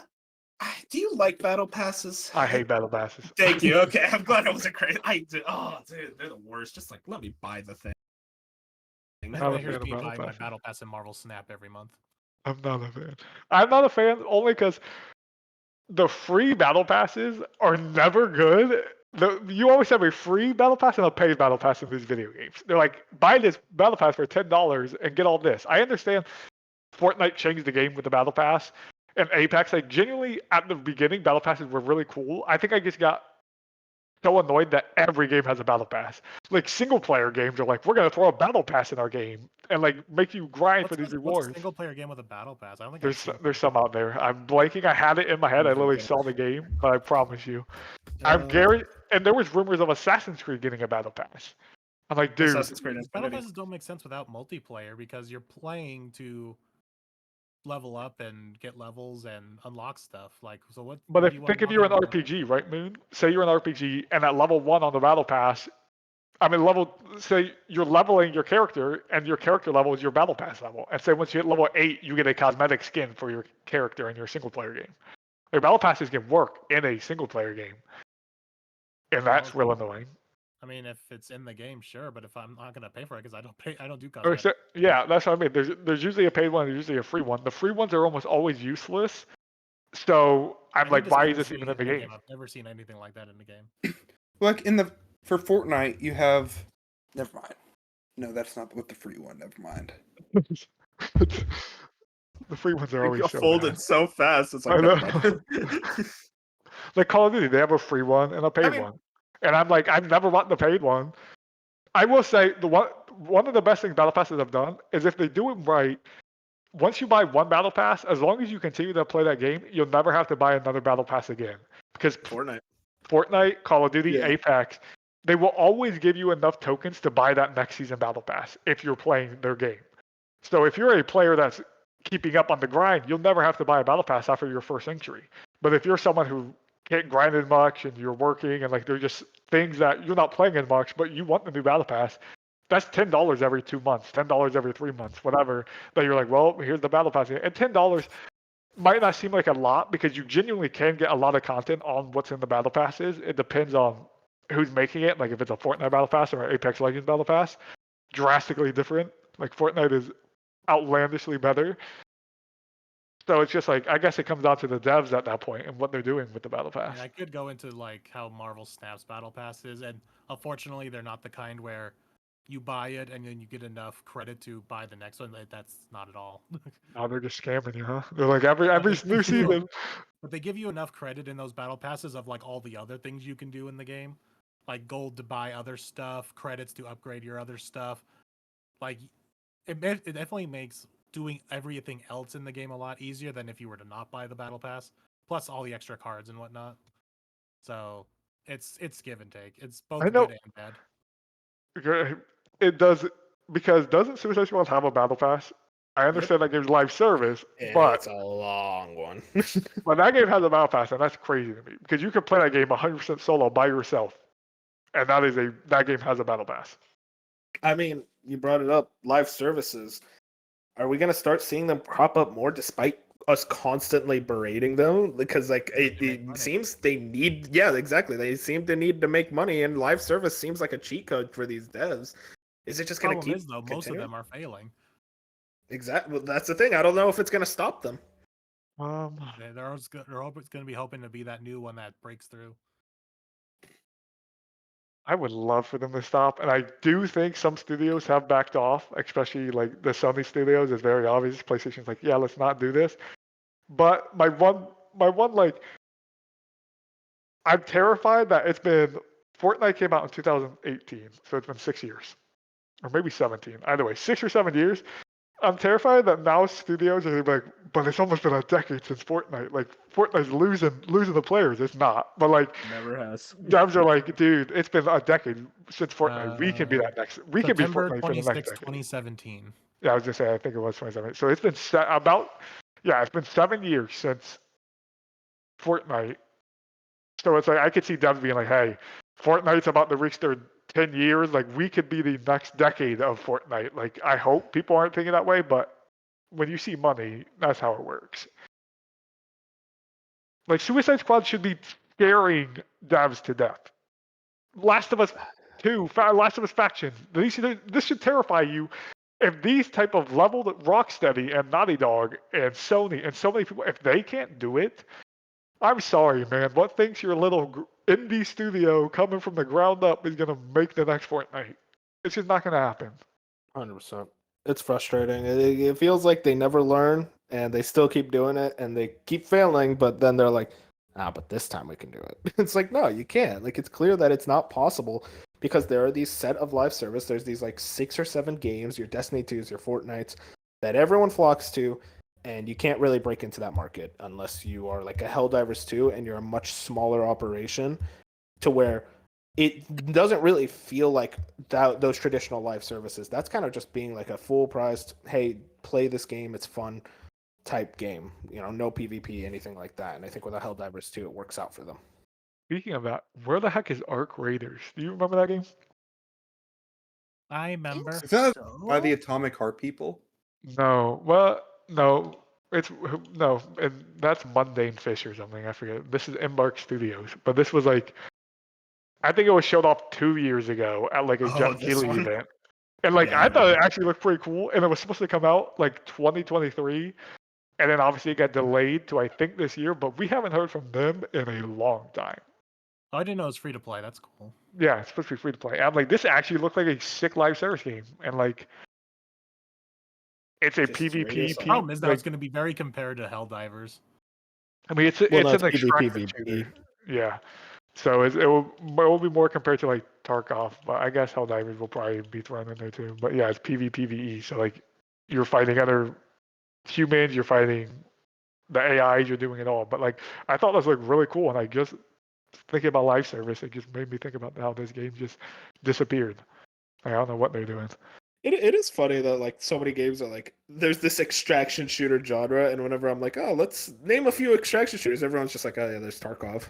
I mean, it's And then only there's a lot of Tarkov, games. really. Yeah, that's the thing. It's like there's so many games that are trying to do that, but it feels like they never get off the ground, they never release, or they just kind of like are forgotten immediately. It seems to be a hard genre to nail. Embark made the finals. That's I was why I about to say, knew the they're also name. the people I behind just the said that's how I Fable. knew the name. I'm like, so they made the fight. So I guess they just released that, so maybe they wanted that to come out first. But yeah, I do find that weird also. Where people are like, why does everything try to be an extraction shooter? And if you told someone to name two, they could not get past Tarkov. It's only Tarkov. They I could not name can. another one. It's like Tarkov and Marathon, but that's not out. Vigor Rainbow or Six whatever. Extraction. No, because That's that's not an extraction shooter. It's just a bad name. But But then they I have was lied to. Yeah, it's not right. But what's that game on? There's a game on console. I think it's Vigor or something. It's Vigor, which is an extraction shooter, but it's not great and it's free to play. But like, especially on the console side, you can't name a single extraction shooter. Like Tarkov is the only one still in the genre that's like big and it's PC only. So like, when things like Arc Raiders come out and they're like, we're gonna be an extraction shooter, or like Marathon, I think it's cool because I think it's an untapped genre. But then you have a lot of people who are like, how many extraction shooters are you going to have? I'm like, bro, you've never played one. That's what's so funny. It sounds like it's way, but of them are out. I was saying you would think it would be a lot, but there's genuinely none. Like you're just like, what? I want to move into season passes. This kind of started flaring up. It's like something that's been in games for a long time since the PS3 era, but like with the Star Wars Outlaws thing, we saw it flare up even yet again. I gotta ask you, Fusion. I mean, you were the one who was very not vehemently. I don't want to like put words like that, but you were very against right. season passes. Oh, okay, yeah, vehemently then. Yeah, go for it. Yeah, I'm not.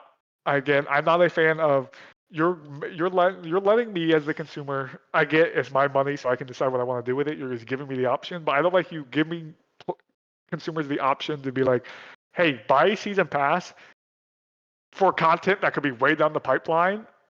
Because like, you're already telling me before your game's out that you have DLC planned that could have been in the game. Like this could have just been launch stuff. Like this could have been in your video game. Why are you telling me now? I would rather you tell me. I would rather beat your game, and then 6 months later you say, "Hey guys, surprise! DLC's coming." Like I love when you do that. But when you're like telling me, "Hey, there's gonna be DLC down the line," it's a little annoying when I can buy season pass off rip. And it's just, I don't know. I've never been a huge fan of like, if you're going to do season, I like season pass in the way where your game comes out a few months later, whenever later, you maybe throw a season pass, or you do the thing where a lot of devs they'll do like the game of the year edition of their game, and they'll put out the game and like the season pass with the DLCs. You know what I'm talking about? Like a lot of games do it. Like Far Cry did it. I'm like, I don't think this won a single game of the year anywhere on the planet actually. Game But of the sure. Year edition. Yeah, like they called it the game of the year edition. I'm like, no one's called this game of the year. Maybe Man. somebody out there called it. So IGN somehow, like someone Game gets of the random. Year. I mean, It's just push start on the back of the box that says game of the year. I mean, we could just like go right into it. Early access to big games. You know, your Starfield had this with like a week, I think, and then Star Wars Outlaws doing the 3-day early access. Suicide Squad had that. This seems to be every days, and like we kind of, I saw this take for a while of like, oh, you know, it's good because you know they'll do this instead of microtransactions. It's like, no, they'll still put the microtransactions. They're just looking for an extra way to nickel and dime. I mean, Fusion, you were also super against this with Outlaws. Yeah, again, I'm that person who's I don't know if I'm just old man yelling at the clouds, but it's like if your game can be ready for in my hands 3 days early for the normal price, just give me the game 3 days early for that normal price. I know Moon mean- has said they're like the game's probably ready for months, has been gold. I Yeah. understand that. I understand it's just another way for the devs to get money. I just think it feels really scummy to me to be like, hey, do this, pay $100 and you can play 3 days before anyone else. Like, I don't know. Yeah, I don't have a problem with it as long as it's additive to something else. Like if I'm going to buy the Star Wars Outlaw Edition with the season pass and it comes with 3 days early access, I have no issues with that. If it's adding value to to like a season pass or edition or a pre-order of the game, I don't really have an issue with it. Yeah, like if you were gonna like you wanted the season pass either way, or you wanted like the day Yeah. one DLC, you just get this as Yep, like I paid the extra $30 for Starfield. Not talking about the quality of the game, but like I got the early access with it, but I also got the DLC with it and some extra stuff, so I have no complaints. You know what's so funny is I think I gaslit Bench into not liking Starfield because he was enjoying it a lot. Yeah, I'll get back to it eventually when the DLC comes out and it's fixed. When they add vehicles. Just ask this, and Fusion, you alluded to this earlier. I keep calling on Fusion. I'm Obsessed. sorry. You guys could talk too, Moon and Bench, but buying games day one. We always talk about kind of the issues with day one purchases. I mean, we talk about the worst version of the game, but is this wait for a sale mentality? We're not going to buy day one. We'll wait until it's a sale. Is that going to hurt the game term, or is it something that we're overreacting? Like the people that will buy day one, they're always going to buy day one. Like we're fine if we don't buy day one. Is it going to be because every time you look at the comments for every Ubisoft game that launches, they'll do their ad, and then the comments always can't wait to buy this like 3 months later for $30. Is that hurting the industry, or is it just something not to worry about? Two things. One, there will always be people like Bench who will buy the game day one. No offense to you, Bench, but like there's just people love to get in on day one things. That's always gonna Actually, happen. all the offense. Two, this is gonna sound harsh. I don't care. Make me want your game day one. If your game is not quality enough for me to buy it on day one, that's not a me issue. That's not me going to my work and working 60-hour work week or doing whatever and having to spend my money on your product. If your product is not good enough for day one value, you cannot come to the consumer and say, hey, why didn't you buy our game day one? Because you know why we didn't buy your game day one. It was not on par to be on a day one quality buy for us. The players that will buy day one no matter what will still be there for you. But if you want the hardcore gamers or the patient gamers who are always waiting on sales and just are spending their money more wisely, make your game unmissable. Make the FOMO so bad that you're like, okay, we need to buy this day one. I want to be there in the day one conversation. If you're not doing that, I can't feel bad as a consumer not buying that game day one. If it's something like Elden Ring, for example, think of Elden Ring. So many people were there day one. God of War Ragnarok, day one, because the quality of those video games. Then you think of Assassin's Creed Mirage. You got a lot of Assassin's Creed fans that would definitely be there day one.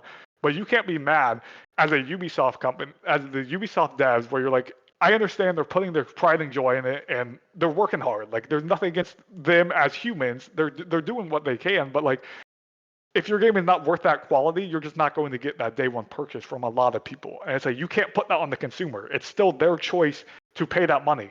You'll probably get the money at some point, and anything better than nothing, your game's still going to sell.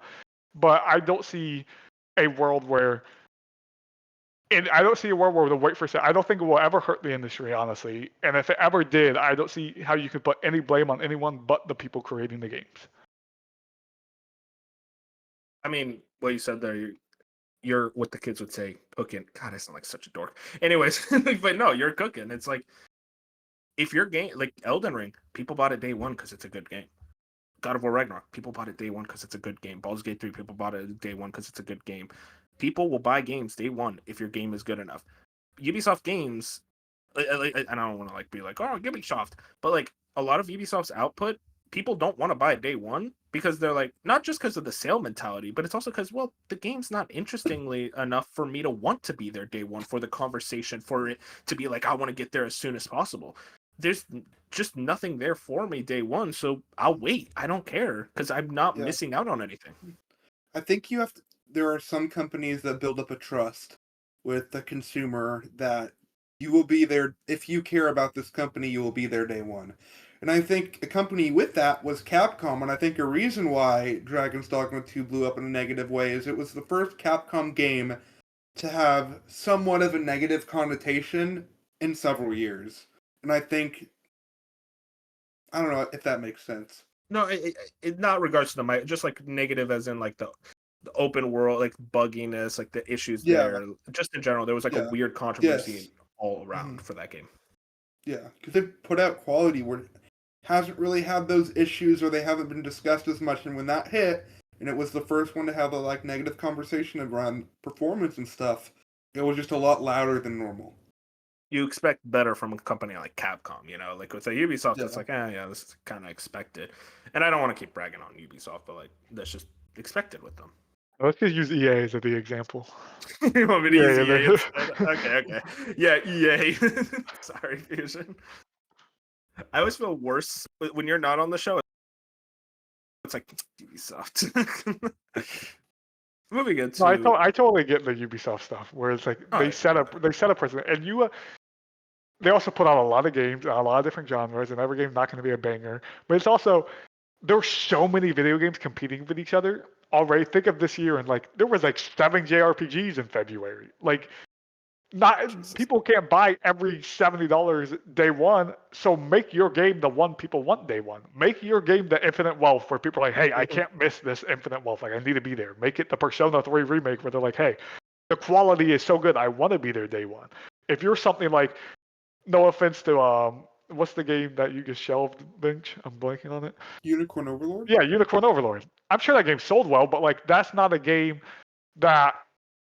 I mean, I did review pretty well, so maybe it's not. reviewed really well. Actually, I think coming from 13 Sentinels, I think that's why I really bought in, because it was from that development team. I was a little disappointed. I'll get to it eventually, but yeah, I think that was kind of the case where. I think a better Going example with- is Suicide Squad. Yeah.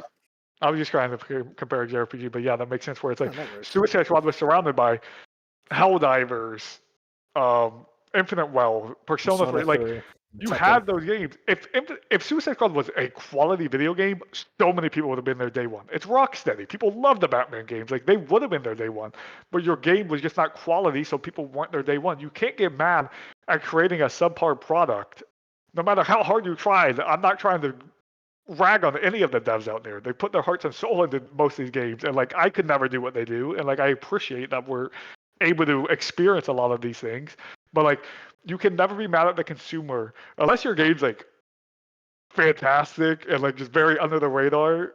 I could see like very rare times where it's like we put out a 90 plus and no one's bought it. Like that's why you're just not on the map yet. But I promise, like if you're a known studio and your game's quality, people will be there day one. That's kind of Baldur's Gate's story, is like it was a very niche game genre, and then it was such a quality game, especially when you compare it to like a bunch of other even higher budget games. Like it looked better, it ran better for the most part than a bunch of these other games, and it took off. And now there's like this trust in Larian because of it.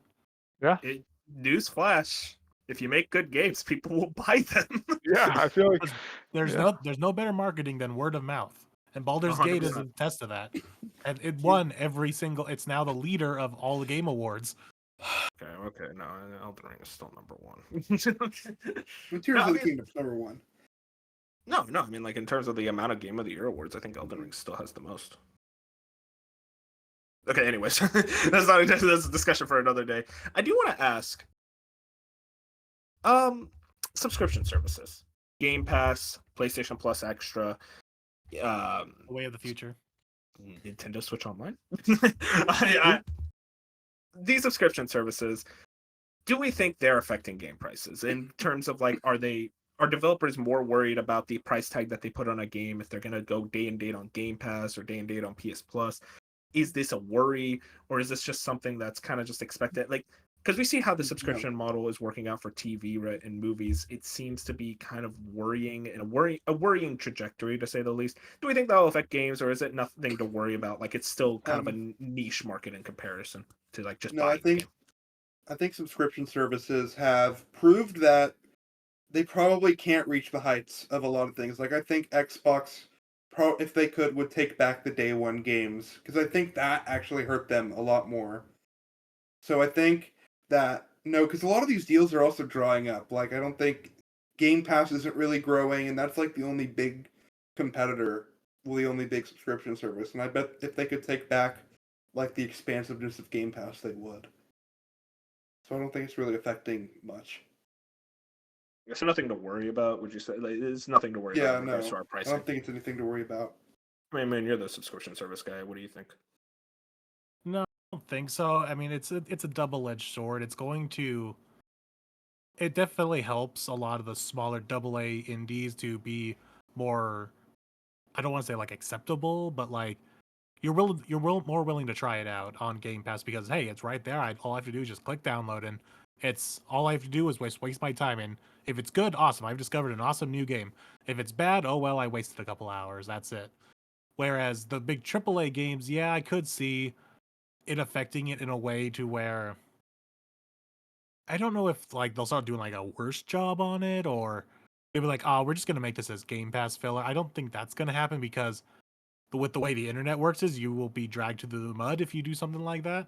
I mean, look at Rocksteady now and all these other companies that have put out games that are just falling apart. Like it's been terrible for them and they weren't part of Game Pass. So I don't think it affects the higher ends. Like if they think they can secure a bag to where they think, okay, our game isn't going to sell as much as we need day one, but we can get that bag from Microsoft, we can get that bag from Sony and just put it on their service. We're obviously, and it's been proven time and time again, putting a game on Game Pass or PS Extra will entice people to purchase it. Like even though it's on Game Pass, they will go and purchase it, so they will forever have a copy whenever it leaves. So this whole notion of Game Pass hurting sales is just a bunch of bullshit, pretty much. Yeah, I'm sure there's like a small minority of people like me who have definitely spent less money on owning a game because I played it on Game Pass and now I've beaten it and I have no need to ever purchase a copy. Like I'm playing Hollow Knight right now. I thoroughly enjoy that game and I'm probably never going to own a copy of it digitally or physically because I'm going to play it once, beat it, enjoy it, and that's it. So Hollow Knight lost out on a sale because of that, but I'm pretty sure there's 10 more people that are not me who bought the game, said this is an amazing video game. I'm now going to go buy a copy of it just so I can forever keep it. So I know I'm in the minority on that. So Silksong got delayed because of you, man. Because you didn't buy a copy. Crazy. Sorry, just all because those of angry, that's setting them back. all those angry Silk Song fans, I'm sorry, that's my fault. But yeah, I think it's very case by case. I think Game Pass is still so polarizing to me because it's weird to see certain devs be like, "Oh, totally for it," and then other devs are totally opposite. Like you have Larian who are like, "We'll never put our game in Game Pass," but then you have other devs who are like, "Yeah, sure, we'll put our game in Game Yeah, Pass." you have Capcom who have that Kumi got Path of the Goddess game who on their announcement trailer said, yeah, this is going to be day one on Game Pass. Yeah, it's very weird to see like some devs are some like I would like to. We'll probably never know the actual logistics behind the scene. Like we've had some leaked stuff about numbers and all that, but it's very interesting to see like it's very case by case, and it seems like some devs are 100% for it, and then some devs are like 100% against it. And it's just like it would be very interesting to have like devs have an open dialogue on like why they're against Game Pass and why they're for Game Pass. And I don't think it's hindered the industry. I think Game Pass has done a lot well, especially for Xbox. I think one thing Game Pass has going against it, which isn't its fault, it's just it has the Xbox brand. It's the Xbox. So like PlayStation fans, Nintendo fans, they don't have their true version of Game Pass. We have like a version on PlayStation, but it's not as good. We all know it's not as good. So like Game Pass, I think as a product gets lost in this disgusting Twitter cesspool of like, well, Game Pass sucks because Xbox has no game, but like it gets thrown into that conversation compared to like from a logistical standpoint, you're getting very quality video games for $10, $15 a month. Like as a consumer, you should be so excited to do this. Like this should be like everything you've ever wanted. But it's also you don't own the game. You have so many different things where it's like it's just another option, and I feel like it's never a bad thing to have options. Like I'm happy when I look at a game and I'm like, wow, I can spend $10 on Game Pass and then maybe buy it down the line. Like I'm that type of player that like if I really like a game and it goes on sale, I want to own the game at some point. Even if I play it on Game Pass, I'll get it for $20 down the line. See, there's that. I just thought that. Look, there's someone. He's right there. Yeah. I am that person you're talking about. Like I would do I was that. right. I want to What was move the other thing I was into. gonna say? Sorry, I was just did gonna you say, have one like other the thing? whole like Go. Larian thing. Like, if the game did not take off the way it did, they would be having an entirely different conversation. They can say things like, "Oh yeah, our game is never gonna be on Game Pass because you made a fuck ton of money. You don't need to. You don't need that bag from Microsoft." I They don't also think they also that's slighted why. them, bro, from the beginning. Yeah, I I guess. think Larian is just fundamentally against Game Pass. Like, even if their game didn't sell. Like, that game wasn't coming to Xbox if it didn't blow up. It only came to Xbox because they were really adamant, Microsoft was, about getting it there. Wait, The was king it? Phil That's Spencer. different. The king Phil Okay. Spencer brought them over, bro. Don't worry. But I think I just But think then, but as Fusion was also saying, it's very case by case. It depends on like if you think if your game is decent enough and it has enough following to where you can bring it up to Phil Spencer and the team at Xbox and be like, hey, here's my indie game. I'm willing to put the game on Game Pass for split profit or whatever the deal is for smaller indies. Because I follow a couple indie developers on Twitter, and there are some that are like they are putting like the marketing team out there. It's like, hey fans, let's Xbox know, let's Phil Spencer know that we want this on my game on Game Pass. Like we want it on there. So there are Desperate. smaller companies who are like, we got to get this attention to Game Pass. We got to get on there. We want to get on there we also know because it those will get deals your have game dried in up. front of more eyes. We need the indie pass. That's what Game Pass should get transferred to. Make it indie pass. It is. That's basically what it is. Yeah, there's a lot of indies on it. I've it's played a lot of Xbox- indies with Game Pass. It's Xbox first party and indie. That's really what it is. And it's like the very occasional big third party game.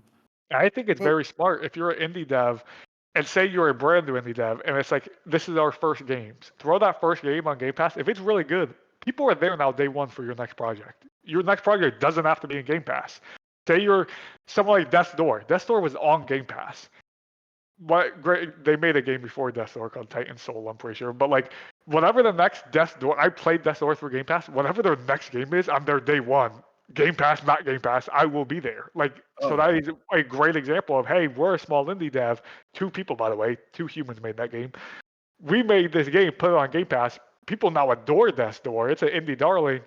Their They next do. project, they probably won't need to put on Game Pass. They could if they wanted to. They might get an even better deal from Microsoft, but like they could be like, hey, we don't need Game Pass. But that was a great thing for Death's Door to be on Game Pass and get this many eyes on it. Now our next project is going to have double, triple the amount of eyes from the get-go. And she kept trying to say something. Did you have something else? Oh no, I was just gonna say something about Death's Door, but never mind. Nope. Okay, not funny. All right. What else? Ask just one last thing to kind of close us out here. What do we think publishers are going to nickel and dime us on next? Because it feels like there's always a new thing. You have the early access thing kind of starting up.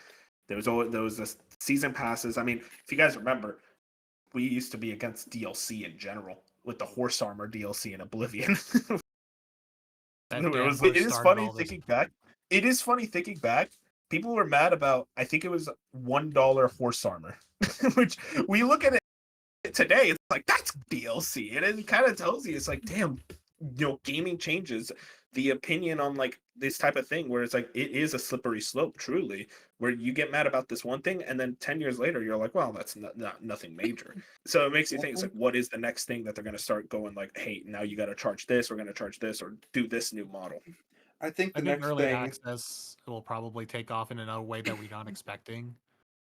I think a big thing that's going to be talked about for a long time, and I think it may even eventually happen, is ads in games. Or ads on the platform. That scares me. Don't jump off a tall building. But I think that's something that's going God. to start being discussed and implemented into certain games, and it's going to suck. It's already started. I don't know if you saw this, but Roku started finding out ways to put ads through like your HDMI cable. So they can put ads like in front of the TV shows and whatnot. No, I don't know if you saw this. I forget which one it was. I think they're still doing it. There's ads in the NBA 2K games. Yeah, they have ads in NBA 2K. Yeah, that's like no. He has the game. He just hasn't played it. Like, no, that's literally a They have entire $70 like game. commercials of ads. That is insane. A $70 game has commercials. Do they want to simulate actual sports watching? Like I don't watching know. sports That's at basically home? what they're doing. Yeah. Fusion, can you check out NBA for us? Be the correspondent. Oh my I will God. not and tell you I didn't. But you have the game. Not from asking for it. Ads and games, Fusion. Do you think that's like a thing we're Unfortunately, gonna have to? I actually don't think so. I think I think the furthest we'll ever get with ads is like a billboard in Night City and Cyberpunk. Like I don't think we're ever going to get to that point where like this is an unskippable ad in my video game. I genuinely don't think we'll ever see that in a video game. But I could see like smart placement of like certain products, like a billboard in GTA. Say there's a billboard. I'm just using Prime as an example. This Logan Paul drink. I don't know why it came to mind, but like say you're driving in GTA and there's a billboard with Prime on it. That's an ad in the game. But like it kind of would fit the GTA style. You know what I mean? Like, oh, you would probably not even Honestly, think yeah. twice after seeing it the first time. You're like, what the heck, Prime? After that, you'd be like, oh, the Prime billboard. But like if we're doing things like that, whatever. You could probably still make money. It's an ad. It's the thing where like if I'm playing a game and like a genuine pop-up hits my screen and is like, you must watch 30 seconds of ad. Like that would That's be what I'm about. insane. And I do not think we'll ever get to that point. It was like with Assassin's Creed Valhalla. No, it wasn't Valhalla. It was Odyssey for some reason, even though Odyssey's 3 years old, 8 years old, however old Odyssey is. Oh, I Where like remember this. there was Yeah. there was that one update where like they were getting ads that would pop in on Odyssey, and Ubisoft was like, "We have no idea how this got in this game." Like it was only up for a day, but they're like, but it was How did this genuinely in the happen? game. It happened. It was like, dude, they're in the game, and it's like that would be insane if I'm sitting there playing Assassin's Creed and next thing you know, like an ad for Burger King pops up. I'm like, bro, what's happening? Like immersion gone immediately. I mean, like, I'll say that it is funny to me because you say, oh, you see a billboard in like Cyberpunk that says Prime. God, why did I think of Prime too? I wasn't even like doing your example. I was just thinking of Prime for some reason. God bless. But you see a billboard for Prime. It is almost like oh yeah, I guess that is just something that would make sense and it wouldn't bother you that much. But then I'm like, damn, I really love the ads in GTA. Like the made up ads, like donut holes or Life Invader. Like that's just not as interesting if it's Facebook. Like, okay, that kind of takes away the parody aspect of GTA. The whole point of GTA is making fun of these type of ads. And I'd say the same for Cyberpunk. Would you say that's the same? Like they have very parodyistic ads as well in that game. Yeah, they definitely do. I would say they're less than GTA. I think some of their ads they like are trying to be serious for the Night City tone, but yeah, they definitely have like weird, like Mountain Dew ripoffs and stuff that are just like funny to look at. Yeah, I mean that scares me. Ads like that is something I do not want in my video games. I mean, do you get is ads really the only thing to worry about, or is there going to be some other crazy like boogeyman we're not even thinking of? That's the problem. Is most likely whatever is next is something we haven't even thought of. They're gonna make me pay just to launch the game. It's like, all right, buddy, $1.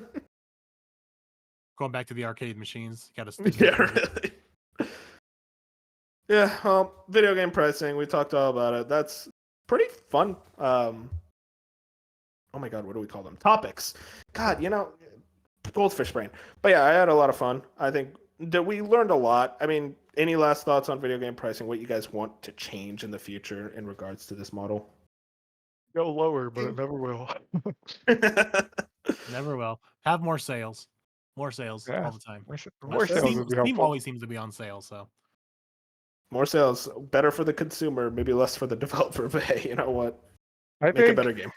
Binge kind of said earlier, we just need.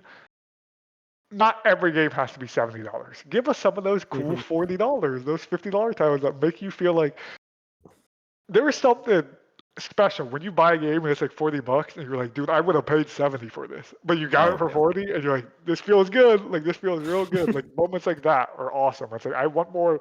It feels like for some reason the move to $70 also took away a lot of those like when games used to just be $30. It feels like now if you're not $70, you're at least 50, and if you're not 50, you're like sitting at 60. It feels like there's not that middle ground unless you're a true indie.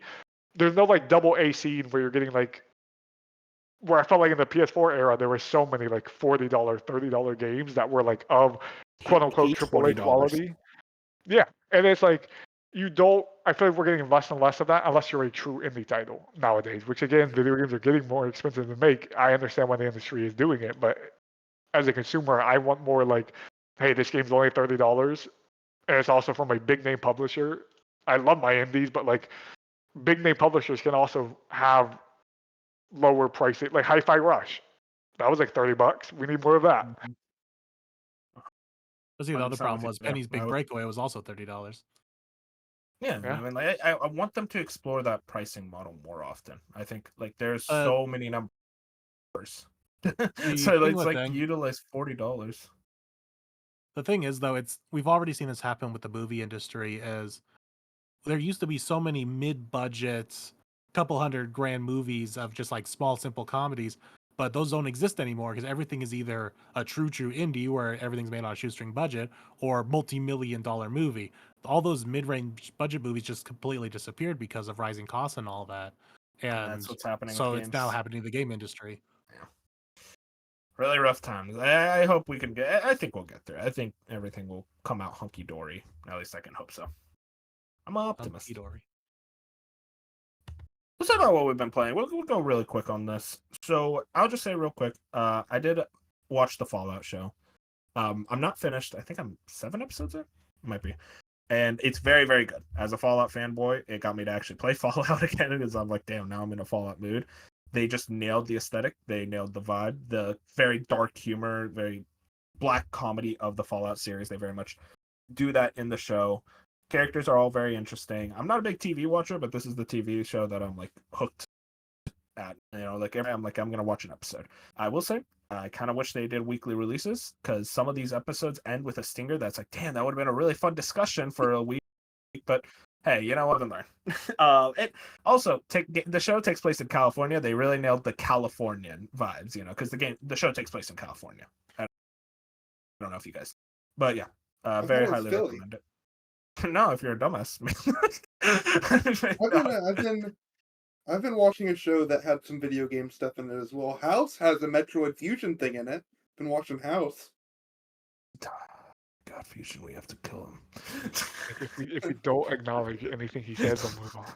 No, but I've been it did have Metroid Fusion in it, so it's gaming related.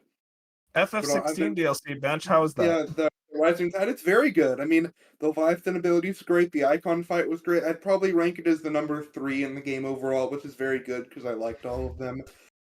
Story is, I mean, it's fun. There's it's nothing groundbreaking. The new area is just absolutely gorgeous. Like, very, very pretty, and the set pieces in the area are very cool, and like the main dungeon is very good.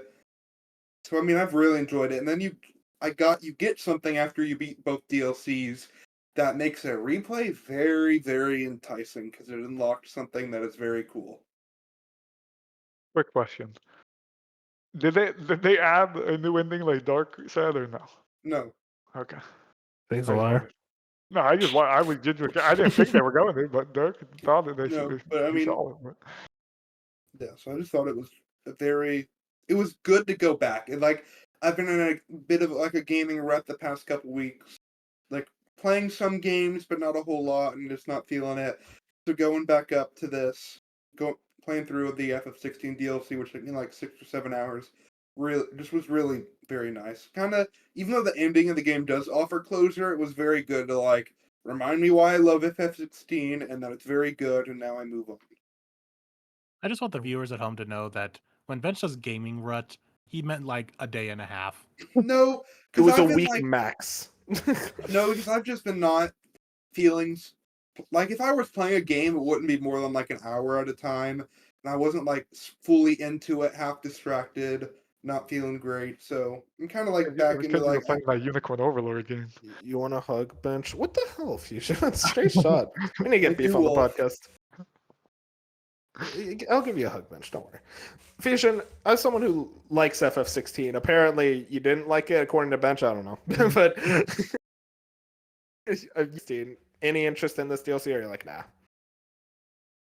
I do have interest in both these DLCs. It's just that thing where I'm not in a rush to get to them, and it feels like I don't know. Like I want to play them. I was telling Bitch, I'm like, yeah, I would like to play these. I just don't want to spend the money on them right now. I don't even know how much they cost. I assume they're pretty cheap because they're shorter. But it's just something where it's like I want to play at some point, but it's kind of a hey, one summer weekend. They'll probably both be on sale for a combined $10. I'll grab it, beat it in a weekend, and like have a good time with it. But it's not something I'm like running to get to. Yeah, I mean, one thing that you are running to get to is No Rest for the Wicked. Playing that early access, I think. Yes, it's in early access. Okay, I thought it was a demo. It is no, it is full early access. Like this is full on. This is the game. Like they're trying to get to 1.0. It's not like the Hades tech demo where it's a tech demo and then early access. This is the full thing. It's $40, which is a lot for early access, which makes me believe this is probably a $70 title or close to it. So if just heads up for that. But if you use like affiliated links, you can get it for 30. Like I got it for 30 from using some random Twitch streamer. Don't know who it is. Couldn't tell you his name. He had like 12 viewers. Yeah, Hype him up, man. He had more than that. I don't. If I remember his name, I purposely went through the list and was like, who has the least amount of viewers right now, and picked them because like some of them had like. I feel like good because I was like, I want him to get money, not the rich guys already. That's our future correspondent for Slice of Gaming, man. We were gonna get him on the show, guess not. Fusion, should I play the Ori games? Yes, but that's besides the point. I would say I am really impressed with some of the stuff in this early access. It's obviously still very early access. Like I'm having some bad performance issues where I'm like, if this was a full release, I'd be very upset. Where like some of the FPS, I have a very high end rig, and there was times where I would go from 90 FPS. For the most part, if I was running fine, I'm at like 90 plus FPS on full 4K Ultra, which is really good for the game. But I have moments where I'll drop down to 20, like 20 FPS out of nowhere, which is a drastic difference, obviously. So like things like that need filtered out. I've ran through a few like walls or rocks that like I shouldn't clip through. There's no pause button right now.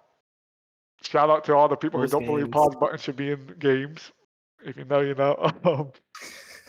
So yeah, there's no pause button right now, which is really weird because it messes me up a lot in the menu where I'll like click to go in the menu to like go in my inventory or something.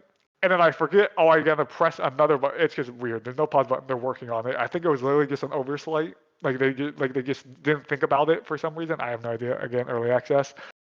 The fast travel is another thing where I don't think this is an early access thing. I think this is just a game design that maybe player feedback will help them. There's only in this game you can fast travel basically to a bonfire like the Elden Ring bonfires or the other bonfires.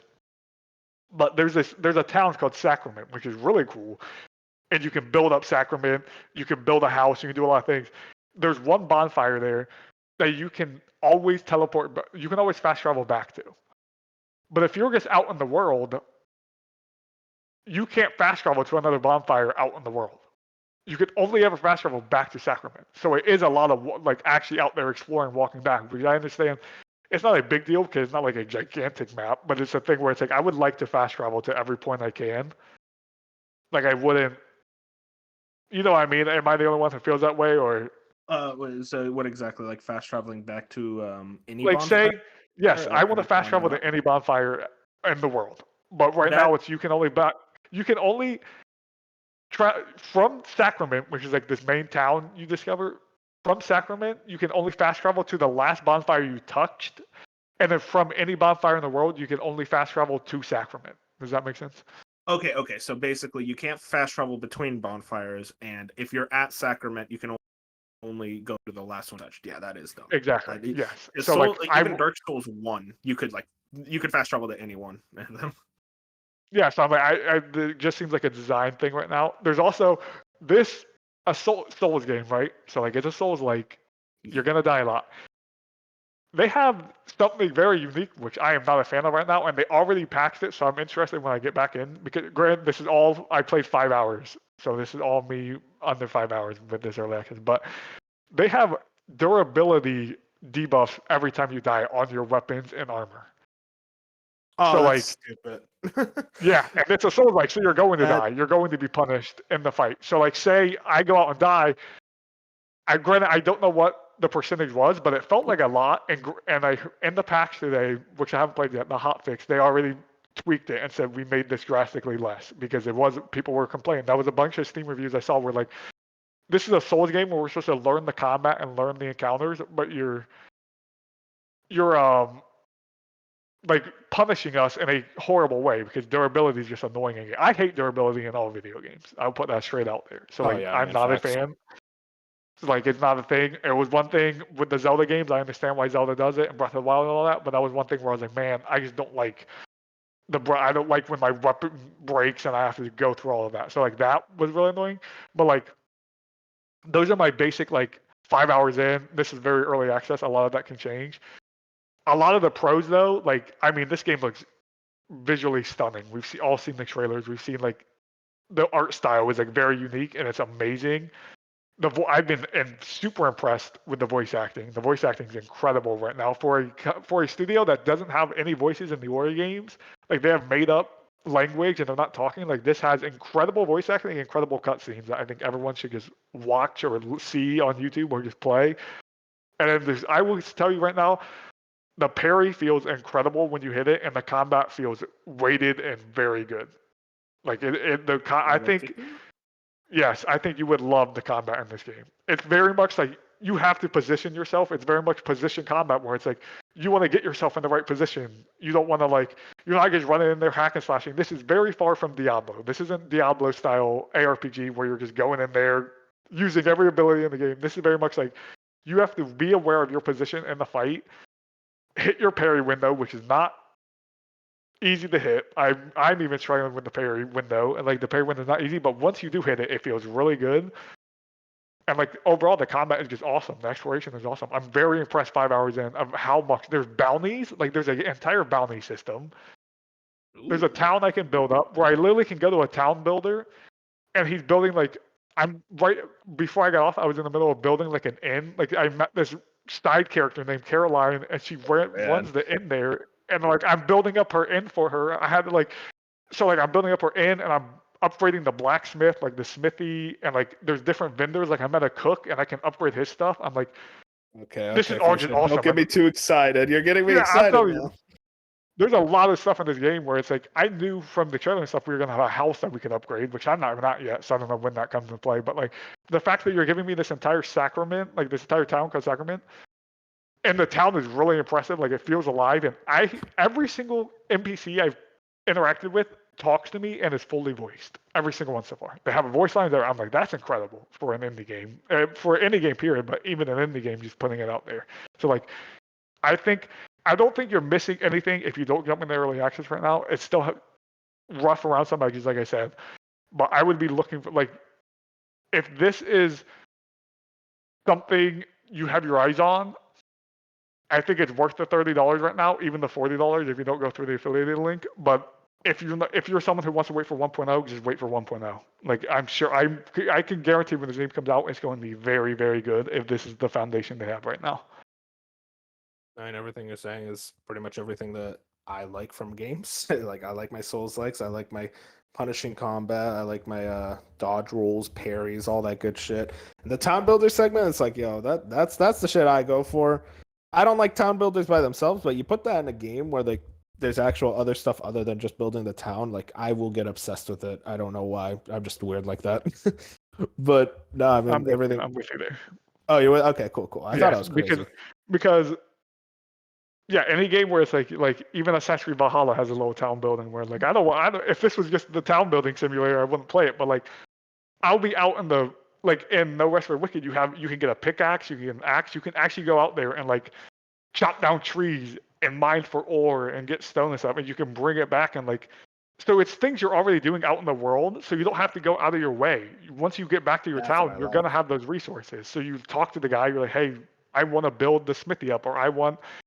It's nice too that there's like the town is very ran down and stuff. So like I'm upgrading things that makes the town looks like it's improving and it's getting better. And it's like I love that when like this town goes from like it needs help to like wow, it looks like an actual kingdom and stuff. I don't know. It's super cool.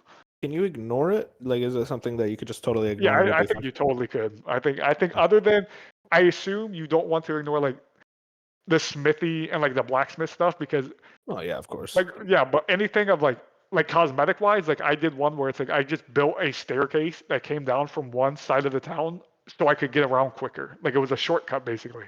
I Oh, built that so like I could get around this town quicker.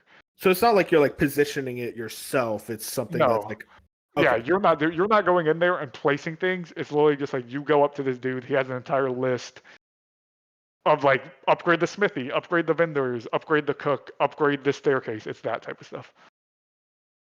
Interesting. You sold me on it. I'm very much more excited about this. Hopefully, 1.0 probably isn't this year. I'd assume it's next year because that's kind of the life cycle for an early I access. say I'm gonna be honest. I think it's very far already. I wouldn't be like I'm not saying it's 100% going to be this holiday, but out of all the early access stuff right now in my head, like Hades, the Rogue Prince of Persia, like all of this stuff, this one feels the one where it's like I could see a world where this hits 1.0 later this year. Hey man, I hope so. I really want to jump into this bad boy, but we gotta wait. And God, hang on.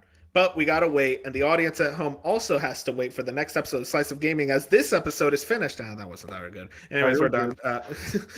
Moon, take us out of here. So now that we're leaving early access of the podcast, we'll be joining the 1.0 of next year and next May, or not next May, this May. We'll be exiting our early access into the 1.0 version of a Slice of Gaming podcast. So look forward to that.